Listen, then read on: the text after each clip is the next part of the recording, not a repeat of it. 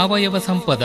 ಸಾವಯವ ಕೃಷಿ ಬದುಕಿನ ಸಮಗ್ರ ಚಿತ್ರಣ ಕುರಿತ ಬಾನುಲಿ ಸರಣಿ ಕೃಷಿ ಸಂಪದ, ಇದುವೇ ಕೃಷಿ ಸಂಪದ. ಜಗದ ಹಸಿವನ್ನು ಮುಕ್ತಗೊಳಿಸುವ ಕೃಷಿ ಸಂಪದ. ಕೇಳಿ ಕಾರ್ಯಕ್ರಮ ಸಾವಯವ ಸಂಪದ. ಆದಿ ಅನಾದಿಗೂ ಆಧಾರವಾಗಿಹ ಮಣ್ಣನ್ನೇ ನಂಬಿ ದುಡಿಯುವ ರೈತರ ಕಥೆಗಳ ವ್ಯಥೆಗಳ ಸಾರುವ ಕೃಷಿ ಸಂಪದ, ಇದುವೇ ಕೃಷಿ ಸಂಪದ. ರೈತ ಬಾಂಧವರೇ, ಇಂದಿನ ಸಾವಯವ ಸಂಪದ ಸರಣಿಯಲ್ಲಿ ಸಾವಯವ ವಿಧಾನದಲ್ಲಿ ಗೊಣ್ಣೆಹುಳು ಹಾಗೂ ಗೆದ್ದಲಿನ ನಿರ್ವಹಣೆಯನ್ನು ಕುರಿತು ಕೀಟತಜ್ಞರಾದ ಡಾಕ್ಟರ್ ಟಿ ಶಿವಶಂಕರ್ ಅವರೊಂದಿಗೆ ಸಂದರ್ಶನವಿದೆ. ಕೃಷಿ ಸಂಪದ, ಇದುವೇ ಕೃಷಿ ಸಂಪದ. ಡಾಕ್ಟರ್ ಶಿವಶಂಕರ್ ಅವರೇ, ನಮಸ್ಕಾರ. ನಮಸ್ಕಾರ ಕೇಶವಮೂರ್ತಿ ಅವರಿಗೆ. ಬಹಳ ಹಿರಿಯ ಕೀಟ ತಜ್ಞರು ತಾವು. ಬೇರೆ ಬೇರೆ ಹುದ್ದೆಗಳಲ್ಲಿ ತಾವು ಕೆಲಸ ಮಾಡಿದ್ದೀರಿ. ಸೂಕ್ಷ್ಮವಾಗಿ ನಿಮ್ಮ ಪರಿಚಯವನ್ನು ಮಾಡ್ಕೊಂಬಿಡಿ ಡಾಕ್ಟ್ರೆ. ನನ್ನ ಹೆಸರು ಟಿ ಶಿವಶಂಕರ್ ಅಂತ. ನಾನು ಪ್ರೊಫೆಸರ್ ಆಗಿದ್ದೆ. ಡೀನ್ ಆಗಿ ಅಗ್ರಿಕಲ್ಚರ್ ಕಾಲೇಜ್ ಮಂಡ್ಯದಲ್ಲಾಗಿ ರಿಟೈರ್ಡ್ ಆಗಿದ್ದೀನಿ. ಈಗ ನಿವೃತ್ತಿ ಹೊಂದಿ ಸುಮಾರು 4 ವರ್ಷ ಆಯಿತು. ಕೀಟಶಾಸ್ತ್ರದಲ್ಲಿ ಬಹಳ ಪ್ರಾವೀಣ್ಯತೆಯನ್ನು ಪಡ್ಕೊಂಡಿದ್ದೀರಿ. ಆ ಸಲುವಾಗಿ ಈ ದಿನ ತಾವು ನಮ್ಮ ಜೊತೆ ಗೊಣ್ಣೆ ಹುಳ, ನಾವೇನು ಕರಿತೀವಲ್ಲ ರೂಟ್ ಕ್ರಬ್, ಈ ಗೊಣ್ಣೆ ಹುಳ ಮತ್ತು ಗೆದ್ದಲು, ಈ ಎರಡನ್ನು ಪರಿಸರ ಸ್ನೇಹಿ ವಿಧಾನಗಳ ಮೂಲಕ ಯಾವ ರೀತಿ ನಿರ್ವಹಣೆ ಮಾಡ್ಬೋದು, ಹೇಗೆ ನಿರ್ವಹಣೆ ಮಾಡಬೇಕು, ಈ ಬಗ್ಗೆ ವಿವರವಾಗಿ ಮಾಹಿತಿಯನ್ನು ನೀಡಬೇಕು. ಆಗ್ಬೋದು ಕೇಶವಮೂರ್ತಿಯವರೇ. ಗೊಣ್ಣೆ ಹುಳ ಅಂದರೆ ನಾವು ಇಂಗ್ಲೀಷ್ನಲ್ಲಿ ರೂಟ್ ಗ್ರಬ್ ಅಂತ ಕರಿತೀವಿ, ಅಥವಾ ವೈಟ್ ಗ್ರಬ್ ಅಂತ ಕರಿತೀವಿ. ಅದು ಒಂದು ಸ್ಕೆರಾಬಿಡ್ ಅಂತ ಒಂದು ಜಾತಿಗೆ ಸೇರಿರುವಂಥ ಹುಳ. ಅದು ನಾವು ಸಾಮಾನ್ಯವಾಗಿ ಗೊಬ್ಬರದಲ್ಲಿ ಅಗಿಬೇಕಾದ್ರೆ ಸಿ ಆಕಾರದಲ್ಲಿರುವಂಥ ಒಂದು ಹುಳ ನೋಡ್ತೀವಿ. ಅದನ್ನು ಗೊಬ್ಬರದ ಹುಳ ಅಂತ ಹೇಳ್ತಾ ಇರ್ತೀವಿ ನಾವು. ಆ ಗೊಬ್ಬರದ ಹುಳನೇ ಸ್ವಲ್ಪ ದೊಡ್ಡದಾದಾಗ ಬೇರೆ ಜಾತಿದು ಒಂದು ಈ ಬೇರನ್ನು ತಿನ್ನೋಕ್ಕೆ ಶುರು ಮಾಡುತ್ತೆ. ಅದು ಅವಾಗ ನಾವು ಗೊಣ್ಣೆ ಹುಳ, ಬೇರು ತಿನ್ನೋ ಹುಳ ಅಂತ ಹೇಳೋಕ್ಕೆ ಶುರು ಮಾಡ್ತೀವಿ ನಾವು. ಇದ್ರದ್ದು ಜೀವನ ಚರಿತ್ರೆ ಭಾಳ ಸುಂದರವಾಗಿ ಚೆನ್ನಾಗಿದೆ ಇದು ಹೇಳಲಿಕ್ಕೆ. ಏನು ಅಂದರೆ, ಈ ದುಂಬಿಗಳ ಗುಂಪಿಗೆ ಸೇರಿದಂಥವು ಇವು. ವರ್ಷಕ್ಕೊಮ್ಮೆ ಮಳೆ ಆದಾಗ, ಇವತ್ತು ಮಳೆ ಆದರೆ ಮಾರನೇ ದಿನ ಸಾಯಂಕಾಲ 7:30 ಕರೆಕ್ಟಾಗಿ ನಾವು ಟೈಮ್ ನೋಡ್ಕೋಬೋದು. 7:30 7:35 ಸರಿಯಾಗಿ ಭೂಮಿಯಿಂದ ಆಚೆ ಹಾರ್ಕೊಂಬರುತ್ತೆ. ನಾವೇನಾದರೂ ಆ ಹುಳುಗಳು ಬಂದಂಥ ಜಾಗದಲ್ಲಿ ಯಾವುದಾದ್ರು ಕಬ್ಬಿನ ತೋಟದಲ್ಲಿ ನೋಡಿದರೆ, ಕಬ್ಬಿನ ಜಮೀನಲ್ಲಿ ಪಕ್ಕದಲ್ಲಿ ನಿಂತ್ಕೊಂಡ್ರೆ ಝೀ ಅಂತ ಹಾರ್ಕೊಂಡು ಬರ್ತವೆ. ಎಲ್ಲ 7:30 7:35 ಕರೆಕ್ಟಾಗಿ ಹಾರ್ಕೊಂಬರ್ತವೆ. ಪ್ರತಿಯೊಂದನ್ನು ಹಾರ್ಕೊಂಬಂದು ಪಕ್ಕದಲ್ಲಿರುವಂಥ ಒಂದು 10 ಅಡಿ 12 ಅಡಿ ಎತ್ತರದಲ್ಲಿರುವಂಥ ಮರಕ್ಕೆ ಹೋಗಿ ಕೂತ್ಕೊಳ್ತವೆ. ಸಾಮಾನ್ಯವಾಗಿ ಅದು ಹೆಚ್ಚು ಇಷ್ಟಪಡೋದು ಅಂದರೆ ಬೇವಿನ ಮರಗಳು, ಬೇವಿನ ಗಿಡಗಳು. ಅದಿಲ್ಲದೆ ಹೋದರೆ ಬೇರೆ ಯಾವುದೇ ಗಿಡಗಳಾದರೂ ಕೂತ್ಕೊಳ್ಳುತ್ತೆ. ಅಲ್ಲಿ ಕೂತ್ಕೊಂಡು ಸ್ವಲ್ಪ ಭಾಗ ಎಲೆ ತಿನ್ನುತ್ತೆ, ಮತ್ತು ಗಂಡು ಹೆಣ್ಣು ಸೇರುತ್ತೆ. ಸೇರಿದ ನಂತರ ಆ ದುಂಬಿಗಳು ರಾತ್ರಿ 11:30 ಗಂಟೆ ನಂತರ ವಾಪಸ್ಸು ಭೂಮಿಗೆ ಹೋಗಿ ಮೊಟ್ಟೆ ಇಡಲಿಕ್ಕೆ ಹೋಗುತ್ತೆ. ತಿರ್ಗಾ ಯಥಾ ರೀತಿ ಮಾರನೇ ದಿನ 7:30 ತಿರ್ಗಾ ಆಚೆ ಬರುತ್ತೆ. ತಿರ್ಗಾ ವಾಪಸ್ಸು ಇದೇ ಕ್ರಮ ಮಾಡಿ ತಿರ್ಗಾ ವಾಪಸ್ ಹೋಗುತ್ತೆ. ಈ ಥರ ಒಂದು ವಾರ ನಡೆಯುತ್ತೆ ಒಳ್ಳೆ ಮಳೆ ಬಿದ್ದಾಗ. ಕೆಲವು ಸಲ ಮಳೆ ಸ್ವಲ್ಪ ಬಿದ್ದಿದ್ರೆ ಒಂದೇ ದಿನ 2 ದಿನ ಆಚೆ ಬರುತ್ತೆ. ನಂತರ ಸುಮಾರು ದಿನ ಅದು ಆಚೆ ಬರೋದಿಲ್ಲ. ಮತ್ತೊಂದು ಮಳೆ ಆದಾಗ ತಿರ್ಗಾ ಇದೇ ರೀತಿ ದುಂಬಿಗಳು ಆಚೆ ಬರ್ತವೆ. ಇದು ಬಹಳ ಮುಖ್ಯವಾಗಿ ತಿಳ್ಕೊಬೇಕಾಗಿರೋ ವಿಚಾರ. ಆಚೆ ಬಂದ ತಕ್ಷಣ ಒಟ್ಟಾಗಿ ಗುಂಪಾಗೆ ಬರಬೇಕು. ಗುಂಪಾಗಿ ಬಂದಾಗ ಗಂಡು ಹೆಣ್ಣು ಸೇರಿ ನಂತರ ಹೋಗಿ ಮೊಟ್ಟೆ ಇಡ್ಲಿಕ್ಕೆ ಅನುಕೂಲ ಆಗುತ್ತೆ. ಈಗ ದುಂಬಿ ಎಲ್ಲೋ ಒಂದು ಕಡೆ ಒಂದು ದುಂಬಿ ಬರುತ್ತೆ, ಇನ್ನೊಂದು ಕಡೆ ಯಾವತ್ತೋ ಇನ್ನೊಂದೇನೋ ದುಂಬಿ ಬಂದರೆ ಗಂಡು ಹೆಣ್ಣು ಸೇರೋಕ್ಕಾಗಲ್ಲ, ಅದು ಸಂತಾನೋತ್ಪತ್ತಿ ಮಾಡೋಕ್ಕಾಗಲ್ಲ, ಮುಂದುವರಿಕ್ಕಾಗಲ್ಲ ಅದು. ಹಾಗಾಗಿ ಇದ್ರದ್ದು ಪ್ಲಸ್ ಪಾಯಿಂಟು ಹುಳುಗಳಿಗಾದರೆ ಇದು ನಮಗೂ ಕೂಡ ಒಂದು ಪ್ಲಸ್ ಪಾಯಿಂಟ್ ಅಂತ ತಿಳ್ಕೊಬೋದು. ಅಲ್ಲ ಸರ್, ಈಗ ಮೊದಲ ಮುಂಗಾರು ಮಳೆ ಅಂತ ತಾವು ಹೇಳಿದ್ರಿ ಅಲ್ವಾ? ಈಗ ಮುಂಗಾರು ಮಳೆ ಒಂದು ತಿಂಗಳ ತನಕ ಒಯ್ತಲೇ ಇತ್ತು ಅಂತಂದರೆ ಒಂದು ತಿಂಗಳೆಲ್ಲ ಹೊರಗೆ ಬರ್ತಲೇ ಇರುತ್ತವೆ. ಅವು ಒಂದು ತಿಂಗಳು ಪೂರ್ತಿ ಬರ್ತಾನೆ ಇರುತ್ತೆ. ಅದು ಬರ್ತಾನೆ ಇರುತ್ತೆ. ಯಾವಾಗ ತೇವಾಂಶ ಕಮ್ಮಿ ಆಗುತ್ತೆ ಭೂಮಿನಲ್ಲಿ, ಆಗ ಆಚೆ ಬರೋದು ಕಮ್ಮಿ ಆಗುತ್ತದು. ಇದು ಆ ಹುಳುಗಳ ಒಂದು ಜೀವನ ಚರಿತ್ರೆಯಲ್ಲಿ ಮೊದಲನೇದು ಇದು. ಇದನ್ನು ನಾವು ಅದರ ವೀಕ್ನೆಸ್ ಅಂತ ತಿಳ್ಕೊಂಡು ಗುಂಪಾಗಿ ಕೂತ್ಕೊಂಡಿರುತ್ತೆ. ಏನು, ರಾತ್ರಿ 7:30 ರಾತ್ರಿ 11:30 ತನಕ. ಸಣ್ಣ ಗಿಡ ಆಗಿರ್ಬೋದು, ದೊಡ್ಡ ಗಿಡ ಹಾಕಿರ್ಬೋದು. ಅಂಥ ಸಂದರ್ಭದಲ್ಲಿ ಇದನ್ನು ನಾವು ಹಿಡಿದು ನಾಶ ಮಾಡಿದ್ರೆ ಮುಂದೆ ಬರುವಂಥ ಒಂದು ದೊಡ್ಡ ಆಪತ್ತನ್ನು ಕಡಿಮೆ ಮಾಡ್ಬೋದು. ಆದರೆ ಇದಕ್ಕೆ ಬಹಳ ಹೇಳೋಷ್ಟು ಸುಲಭ ಅಲ್ಲ ಈ ವಿಧಾನ, ತುಂಬ ಕಷ್ಟವಾದ ವಿಧಾನ ಕೂಡ ಆಯಿತು. ಯಾಕೆಂದರೆ ಒಂದು ಸಲ ಹಾರ್ಕೊಂಬಂದು ಗಿಡದ ಮೇಲೆ ಕೂತ್ಕೊಂಡಾಗ ನಾವು ಭಾಳ ಪವರ್ಫುಲ್ಲಾಗಿರೋವಂಥ ಲೈಟು ದೀಪ ಇದ್ದರೆ ಮಾತ್ರ ಆ ದೀಪದಲ್ಲಿ ನಾವು ಅದನ್ನು ನೋಡೋಕ್ಕೆ ಸಾಧ್ಯ ಆಗುತ್ತೆ. ಯಾಕೆಂದರೆ ಅವೆಲ್ಲ ಮಣ್ಣಿನ ಕಲರ್ ಇರ್ತದೆ. ಅದನ್ನು ನಾವು ದೀಪನ ಗಿಡದ ಮೇಲೆ ಬಿಟ್ಟಾಗ ಬರೀ ಕಣ್ಣುಗಳು ಹೊಳೆಯೋದು ಕಾಣಿಸುತ್ತೆ. ಆ 106 ಕಣ್ಣುಗಳು ಹೊಳೆಯೋದು ಕಾಣಿಸ್ದಾಗ ಇಲ್ಲಿ ದುಂಬಿಗಳಿದೆ ಅಂತ ತಿಳ್ಕೊಬೇಕು. ಆ ಸಂದರ್ಭದಲ್ಲಿ ನಾವು ಹೋಗಿ ಆ ಗಿಡನ ಅಳ್ಳಾಡಿಸಿದ್ರೆ ಅಥವಾ ಒಂದು ದೊಣ್ಣೆಯಿಂದ ಹೊಡೆದ್ರೆ ಕೆಳಗಡೆ ಹುಳ ಬೀಳ್ತವೆ. ಬಿತ್ತ ತಕ್ಷಣ ತಿರ್ಗಿ ನಾವು ಕೆಳಗಡೆ ಯಾವುದಾದ್ರು ಬಟ್ಟೆ ಹಾಸಿರಬೇಕು. ಬಟ್ಟೆ ಹಾಸಿಲ್ದವರೆ ನಾವು ಕೆಳಗೆ ಬಿದ್ದಂಥ ಹುಳುಗಳನ್ನ ತಿರ್ಗಿ ಟಾರ್ಚಲ್ಲಿ ನೋಡಿಕೊಂಡು, ಲೈಟಲ್ಲಿ ನೋಡಿಕೊಂಡು ಹಿಡಿದು ಒಂದು ಬಕೆಟ್ನಲ್ಲಿ ನಾವು ಕ್ಲೋಸ್ ಆಗಿರೋಂಥ ಬಕೆಟ್ನಲ್ಲಿ, ಸಂದಿ ಇರೋವಂಥ ಬಕೆಟ್ನಲ್ಲಿ ಹಾಕೋಬೇಕು.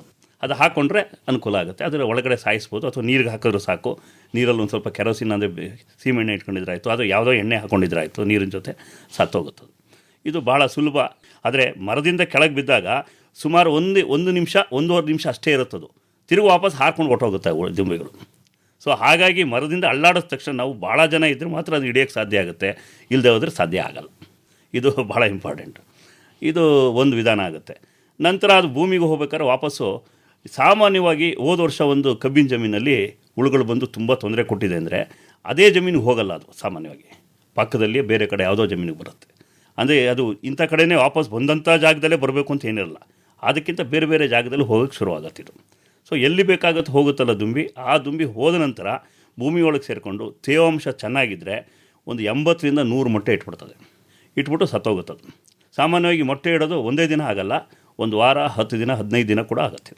ಮಳೆ ಬಂದಾಗ ಅದಕ್ಕೆ ನಿಮಗೆ ಪ್ರತಿ ಸಲ 2-3 ಮಳೆ ಬಂದಾಗ ಮತ್ತೆ ದುಂಬಿ ಆಚೆ ಬರೋದು ಕಾರಣ ಏನಪ್ಪ ಅಂದರೆ ಅವು ಪೂರ್ತಿಯಾಗಿ ಮೊಟ್ಟೆ ಇಟ್ಟಿರಲ್ಲ, ಅದಕ್ಕೋಸ್ಕರ ಬರುತ್ತೆ.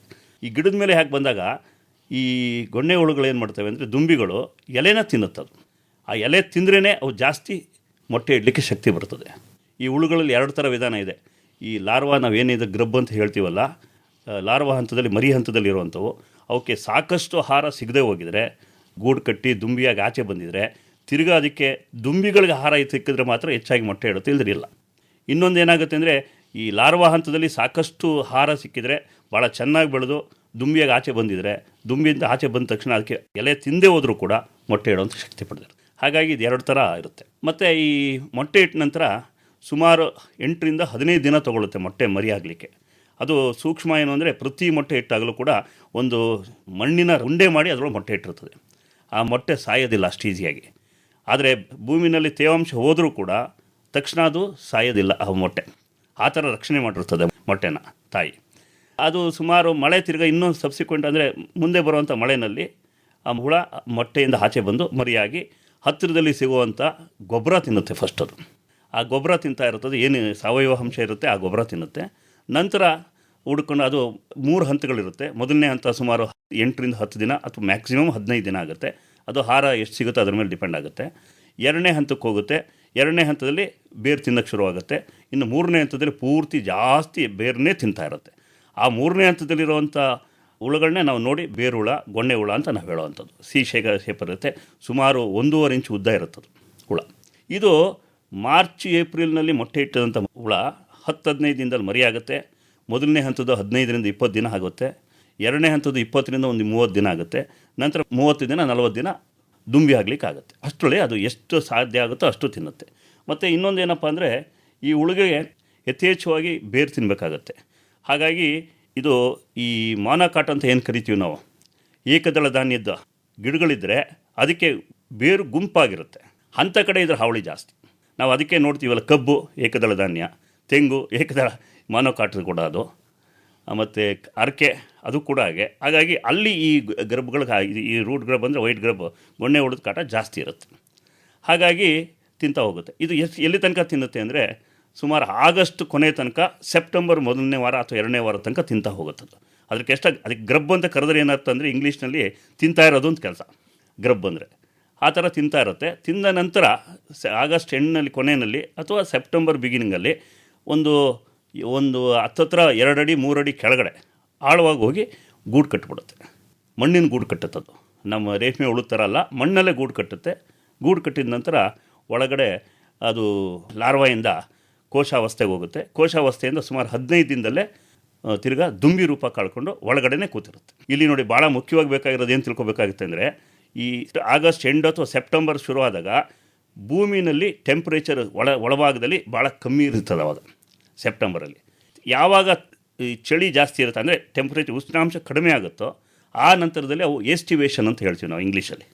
ಅಂದರೆ ಆ ಟೆಂಪ್ರೇಚರ್ ಬಂದ ತಕ್ಷಣ ಅದು ಸುಪ್ತಾವಸ್ಥೆ ಹೊಟ್ಟೋಗುತ್ತೆ. ಅಲ್ಲಾಡೋಕ್ಕಿಲ್ಲ, ಒಳಗೆ ಮಲಗ್ದಂಗೆ ಇರುತ್ತೆ, ಅದ್ರ ಬದುಕಿರುತ್ತೆ. ತಿರ್ಗಿ ಅದು ಎಚ್ಚರ ಆಗೋದು ಯಾವತ್ತು ಅಂತಂದರೆ ನೆಕ್ಸ್ಟು ಮಾರ್ಚ್ ಏಪ್ರಿಲ್ನಲ್ಲಿ ಮಳೆ ಬೀಳುತ್ತಲ್ಲ, ಆ ಮಳೆ ಬಿದ್ದಿದ್ದು ಹೆಂಗಪ್ಪ ಅದಕ್ಕೆ ಹೋಗಿ ಕೇಳುತ್ತೆ, ಅದು ಗೊತ್ತಾಗುತ್ತೆ ಅಂದರೆ ಈ ಮಳೆ ಹನಿ ಮೇಲಿಂದ ಟಪ ಟಪ ಟಪ ಅಂತ ಬೀಳುತ್ತಲ್ಲ, ಆ ಪರ್ಟಿಕ್ಯುಲರ್ ಶಬ್ದ ಏನು ಮಾಡುತ್ತೆ, ಒಳಗಡೆ ಭೂಮಿ ಒಳಗೆ ಹೋಗಿ ಆ 2 ಅಡಿ ಎತ್ತರಕ್ಕೆ ಅದಕ್ಕೆ ಪ್ರಮೋಟ್ ಮಾಡುತ್ತೆ. ಏನು ಮಾಡುತ್ತೆ? ವೈಬ್ರೇಷನ್ನಿಂದ. ಆ ವೈಬ್ರೇಷನಿಂದ ಹುಳುಗಳಿಗೆ ಎಚ್ಚರ ಆಗಿ ಅದಾದ ನೆಕ್ಸ್ಟ್ ಡೇ ಈವ್ನಿಂಗ್ 24 ಗಂಟೆ ನಂತರ, ಇವತ್ತು ಬೆಳಗ್ಗೆ 10 ಗಂಟೆ ಮಳೆ ಬಂದಿರೋ ರಾತ್ರಿ 7 ಗಂಟೆಗೆ ಬರ್ಬೋದು, ಹಿಂದಿನ ದಿನ ಬಿದ್ದಿರೋ ಮಳೆ ಇವತ್ತು ರಾತ್ರಿ 7:15 ಗಂಟೆಗೆ ಬರುತ್ತೆ. ಅದೇ ರೀತಿ ನೆಕ್ಸ್ಟ್ ಡೇ ಬರೋಕ್ಕೆ ಅನುಕೂಲ ಆಗುತ್ತೆ. ಆ ಥರ ಬಂದಾಗ ತಿರ್ಗಿ ಅದರ ಕಾಲಚಕ್ರ ನಡೆಯೋಕ್ಕೆ ಶುರು ಆಗುತ್ತೆ. ಇದು ಪ್ರತಿ ವರ್ಷ ನಡೆಯುತ್ತೆ. ಬಟ್ ಈಗೇನಾಗಿದೆ ಅಂದರೆ ಕೆಲವು ಕಡೆ ಎಲ್ಲ ನೋಡಿದ್ದೀವಿ ನಾವು, ಮೈಸೂರಲ್ಲಿ ಕೂಡ ನೋಡಿದ್ದೀವಿ. ಈ ಆಗಸ್ಟ್ ತಿಂಗಳಾದಮೇಲೆ ತಿರ್ಗಿ ಸೆಪ್ಟೆಂಬರ್ ತಿಂಗಳಲ್ಲಿ, ಅಕ್ಟೋಬರ್ ತಿಂಗಳಲ್ಲಿ ಮತ್ತೊಮ್ಮೆ ಈ ದುಂಬಿಗಳು ಆಚೆ ಬಂದಿರೋದು ನೋಡಿದ್ದೀವಿ. ಇದು ನಮಗೂ ಭಾಳ ಆಶ್ಚರ್ಯ ಅನಿಸ್ತಾ ಇತ್ತು. ನಾನು 30 ವರ್ಷದಿಂದ ಈ ಉಳಿದ ಬಗ್ಗೆ ಕೆಲಸ ಮಾಡಿದಾಗ ಒಂದೇ ಒಂದು ಜನ್ರೇಷನ್ ಇತ್ತು. ಈಗ ಈ ಒಂದು ಜನ್ರೇಷನ್ಗಿಂತ ಜಾಸ್ತಿ ಆಗಿರೋ ಕಾರಣ ಅಂತಂದರೆ ಈಗ ನಡೀತಿರುವಂಥ ಗ್ಲೋಬಲ್ ವಾರ್ಮಿಂಗ್ ಅಂತ ಏನು ಹೇಳ್ತೀನಿ, ವಾತಾವರಣದಲ್ಲಿ ಬಿಸಿ ಜಾಸ್ತಿ ಆಗ್ತಿರೋದ್ರಿಂದ ಬಹುಶಃ ಭೂಮಿಯ ಒಳಭಾಗದಲ್ಲೂ ಕೂಡ ನಮ್ಮ ಟೆಂಪ್ರೇಚರ್ ಜಾಸ್ತಿ ಆಗ್ತಾಯಿದೆ. ಇದು ಒಳಭಾಗದ ಟೆಂಪ್ರೇಚರ್ ಏನಿರುತ್ತೆ, ಉಷ್ಣಾಂಶ ಬಹಳ ಮುಖ್ಯ. ಆ ಒಂದು ಪರ್ಟಿಕ್ಯುಲರ್ ಟೆಂಪ್ರೇಚರ್ ಕಮ್ಮಿಗೆ ಬಂದಾಗ ಇವು ಎಸ್ಟಿವೇಷನ್ ಹೇಳಿದ್ನಲ್ಲ, ಸುಪ್ತಾವಸ್ಥೆಗೆ ಹೋಗಬೇಕಾಗುತ್ತೆ. ಅದಿಲ್ಲದೆ ಹೋದರೆ ಏನಾಗುತ್ತೆ, ತಿರ್ಗಿ ಅದು ದುಂಬಿಯಾಗಿ ಇರುತ್ತೆ, ತಿರ್ಗಿ ವಾಪಸ್ ಬಂದ್ಬಿಡ್ತದೆ. ಈ ರೀತಿ ಆಗ್ತದೆ. ಈಗ ಕೆಲವು ಕಡೆ ಭಾಳ ರಿಪೋರ್ಟ್ ಆಗಿದೆ, 1ಗಿಂತ 2 ಜನ್ರೇಷನ್ ಬಂದಿದೆ ಅಂತ. ಅದು 2ನೇದು ಬಂದಾಗಲೂ ಕೂಡ ಏನಾಗುತ್ತೆ, ಅದು ತಿರ್ಗಿ 1 ತಿಂಗಳು 1.5 ತಿಂಗಳಲ್ಲೇ ಅದು ಪೂರ್ತಿ ಆಹಾರ ತಿಂದು ತಿರ್ಗಿ ಗೂಡು ಕಟ್ಬಿಟ್ಟು ನೆಕ್ಸ್ಟ್ ಇಯರ್ ಬರ್ತದೆ. ಮೊದಲೆಲ್ಲ ಏನಿತ್ತು ಅಂದರೆ 1 ವರ್ಷದ್ದು 2 ವರ್ಷ ತೊಗೊಳ್ಳೋದು. ಈಗೇನಾಗಿದೆ ಅಂದರೆ 1 ವರ್ಷದ್ದು 6 ತಿಂಗಳು 7 ತಿಂಗಳಲ್ಲೇ ತಿರ್ಗಿ ಮತ್ತೊಂದು ಜನ್ರೇಷನ್ ಬರಲಿಕ್ಕೆ ಶುರುವಾಗಿದೆ. ಈ ರೀತಿ ಕೂಡ ಆಗಿದೆ. ಅದನ್ನು ನಾವು ಮೈಸೂರಲ್ಲಿ ನಾನು ಕೂಡ ನೋಡಿದ್ದೀನಿ. ಹಾಗಾಗಿ ಇದು ಮುಂದೆ ಸಮಸ್ಯೆನೂ ಆಗ್ಬೋದು, ಮತ್ತು ಅದನ್ನು ಹತೋಟಿ ಮಾಡೋದು ಭಾಳ ಕಷ್ಟನೂ ಕೂಡ. ಈಗಾಗಲೇ ಒಂದು ವಿಧಾನ ಹೇಳಿದೆ, ದುಂಬಿ ಬಂದಾಗ ಹಿಡಿಬೇಕು ಅಂತ. ಅದಕ್ಕೆ ಹಿಡಿಬೇಕಾದ್ರೆ ಏನಾಗಬೇಕು, ಅದು ಭಾಳ ಕಷ್ಟದ ಕೆಲಸ ಅಂತಲೂ ಹೇಳಿದೆ. ಲೈಟ್ ಇರಬೇಕು, ಪವರ್ಫುಲ್ ಲೈಟ್ಸ್ ಇರಬೇಕು, ಕೆಳಗೆ ಬಟ್ಟೆ ಹಾಕೊಂಡಿರ್ಬೇಕು, 4 ಜನ ಇರಬೇಕು. ಒಂದು ಗಿಡದ ಹತ್ರ ಹೇಳ್ತಾ ಇರೋದು ನಾನು. ಒಂದು ಗಿಡದ ಹತ್ರನೇ ಸುಮಾರು 10 ಅಡಿ ಎತ್ತರ ಗಿಡ ಆದರೆ 2 ಅಥವಾ 3 ಇರಬೇಕು. ಒಬ್ಬರು ಅಲ್ಲಾಡಿಸ್ತಿರ್ಬೇಕು, ಕೆಳಗಡೆ ಬಿದ್ದ ತಕ್ಷಣ ಹುಳುಗಳನ್ನ ಆಯ್ದು ಒಳಗೆ ಹಾಕೋಬೇಕು. ಆ ಥರ ನಮ್ಮಲ್ಲಿ ಒಂದು 8-10 ಗಿಡಗಳಿದ್ದರೆ ನಿಮ್ಗೆ ಅಷ್ಟು ಜನ ಬೇಕಾಗುತ್ತೆ. ನೀವು ಯಾವತ್ತು ಮೊದಲನೇ ಮಳೆದು 2ನೇ ದಿನ 6ನೇ ದಿನ ನಾವು ಇದನ್ನು ಮಾಡದೆ ಹೋದರೆ ನಿಮಗೆ 80% ಹುಳುಗಳು ವಾಪಸ್ ಹೊಟ್ಟೋಗಿರ್ತಾವೆ ಆಗಲ್ಲ. ಹಾಗಾಗಿ ಭಾಳ ಮುಖ್ಯ. ಅಥವಾ ಅದಾದ ನಂತರ 15 ದಿನ ಆದಮೇಲೆ ಮತ್ತೊಂದು ಮಳೆ ಬಂದರೆ ತಿರ್ಗಿ ನೆಕ್ಸ್ಟ್ ಡೇ ಸಾಯಂಕಾಲ ತಿರುಗಿ ಈ ವ್ಯವಸ್ಥೆನ ಮಾಡಬೇಕಾಗುತ್ತೆ. ಇದು ಬಹಳ ಮುಖ್ಯ. ಈ ಹಂತ ಬಿಟ್ಟರೆ ನಾನು ಒಂದು ಕಡೆ ಏನು ಮಾಡಿದೆ, ಡೆಮಾನ್ಸ್ಟ್ರೇಷನ್ ಮಾಡಿ ತೋರಿಸ್ದೆ ಒಂದು ಹಳ್ಳಿನಲ್ಲಿ, ಈ ಶ್ರೀರಂಗಪಟ್ಟಣ ತಾಲೂಕಲ್ಲಿ. ಹಿಂಗೆ ದುಂಬಿ ಬರ್ತಾ ಇದ್ದದ್ದು ರಾತ್ರಿ ರೈತರನ್ನೆಲ್ಲ ಕರ್ಕೊಂಡೋಗಿ ಕಬ್ಬಿನ ಗದ್ದೆನಲ್ಲಿ ರಾತ್ರಿ 7:15 ಕರೆಕ್ಟಾಗಿ ಎಲ್ಲ ನೋಡ್ರಪ್ಪ ಅಂತ ಕೇಳಿದೆ. ಪಕ್ಕದಲ್ಲಿ ಕೂತು ಎಲ್ಲ ಝುಯ್ ಅಂತ ಹಾರ್ಕೊಬರೋದು ನೋಡಿದ್ರು. ಹಾರ್ಕೊಬರೋದು ನೋಡಿದ ತಕ್ಷಣ ಅಲ್ಲೇ ಪಕ್ಕದಲ್ಲಿ ಇದ್ದಿದ್ದು ಬೇವಿನ ಮರಕ್ಕೆ ಬಂದು ಕೂತ್ಕೊಳ್ತು. ಎಲ್ಲರೂ ನೋಡಿ, ಸರ್ ಹೌದು ಸರ್ ನೀವು ಹೇಳಿದ ಥರ ಕರೆಕ್ಟಾಗಿ ಬಂತು ಅಂತ ಹೇಳಿದ್ರು. ನೋಡಪ್ಪ ಈಗ ಅಲ್ಲಾಡಿಸಿ ಕೆಳಗೆ ಇಳಿಸಿ ಇದು ಹುಳ ಹಿಡಿಯೋಣ ಅಂದೆ. ಎಲ್ಲರೂ ಸಣ್ಣ ಟಾರ್ಚ್ಗಳು ಜಾಸ್ತಿ ಇರಲಿಲ್ಲ. ಅದು ಕೆಳಗೆ ಬೀಳಿಸಿದಾಗ ಒಬ್ಬೊಬ್ಬರು 4-5 ಹುಳ ಹಿಡಿದ್ರು ಅಷ್ಟೇ ಹೊರತು ಮೇಲ್ಗಡೆ ಒಂದು 300-600 ಹುಳ ಇತ್ತು ಅದು ಜಾಸ್ತಿ. ಹಾಗಾಗಿ ಮಾರನೇ ದಿನ ನಾನು ಒಂದು 10 ದಿನ ಬಿಟ್ಕೊಂಡು ತಿರ್ಗಾ ಗದ್ದೆಗೆ ಹೋದೆ, ಏನಾಯಿತು ಅಂತ ಕೇಳಲಿಕ್ಕೆ.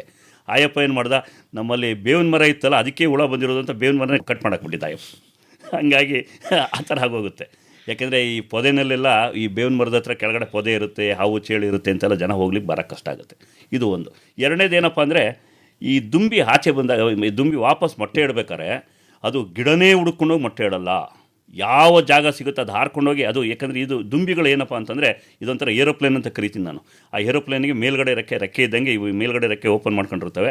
ಭಾಳ ಫಾಸ್ಟಾಗಿ ಹಾರ್ಕೊಂಡು ಹೋಗ್ತಿರುತ್ತೆ. ಹಾರ್ಕೊಂಡು ಹೋಗ್ತಿದ್ದಾಗ ಯಾವ್ದಾರ ಒಂದು ಟಚ್ ಆದರೆ ಅಲ್ಲೇ ಕೆಳಗೆ ಬಿದ್ದೋಗ್ಬಿಡುತ್ತೆ. ಅವು ಇಂಥ ಕಡೆನೇ ಹೋಗಿ ಲ್ಯಾಂಡ್ ಮಾಡೋಕ್ಕಾಗಲ್ಲ, ರನ್ವೇ ಥರ ಆಗಲ್ಲ. ಅದು ಈ ಹೆಲಿಕಾಪ್ಟರ್ ಥರ ಒಂದು ಕಡೆ ಇಳಿಯೋಕ್ಕಾಗಲ್ಲ. ಇನ್ನು ನೊಣ ಆದರೆ ಏನಾಗುತ್ತೆ, ಎಲ್ಲಿ ಬೇಕೋ ಅಲ್ಲಿ ಇಳಿಯುತ್ತೆ. ಬಟ್ ಈ ದುಂಬಿ ಹಂಗೆ ಇಳಿಯೋಕ್ಕಾಗೋದಿಲ್ಲ. ಸೊ ಹಾರ್ಕೊಂಡು ಹೋಗುತ್ತೆ. ಎಲ್ಲಿ ತೇವಾಂಶ ಇರುತ್ತೋ ಎಲ್ಲಿರುತ್ತೋ ಅಲ್ಲಿ ಹೋಗಿರುತ್ತೆ.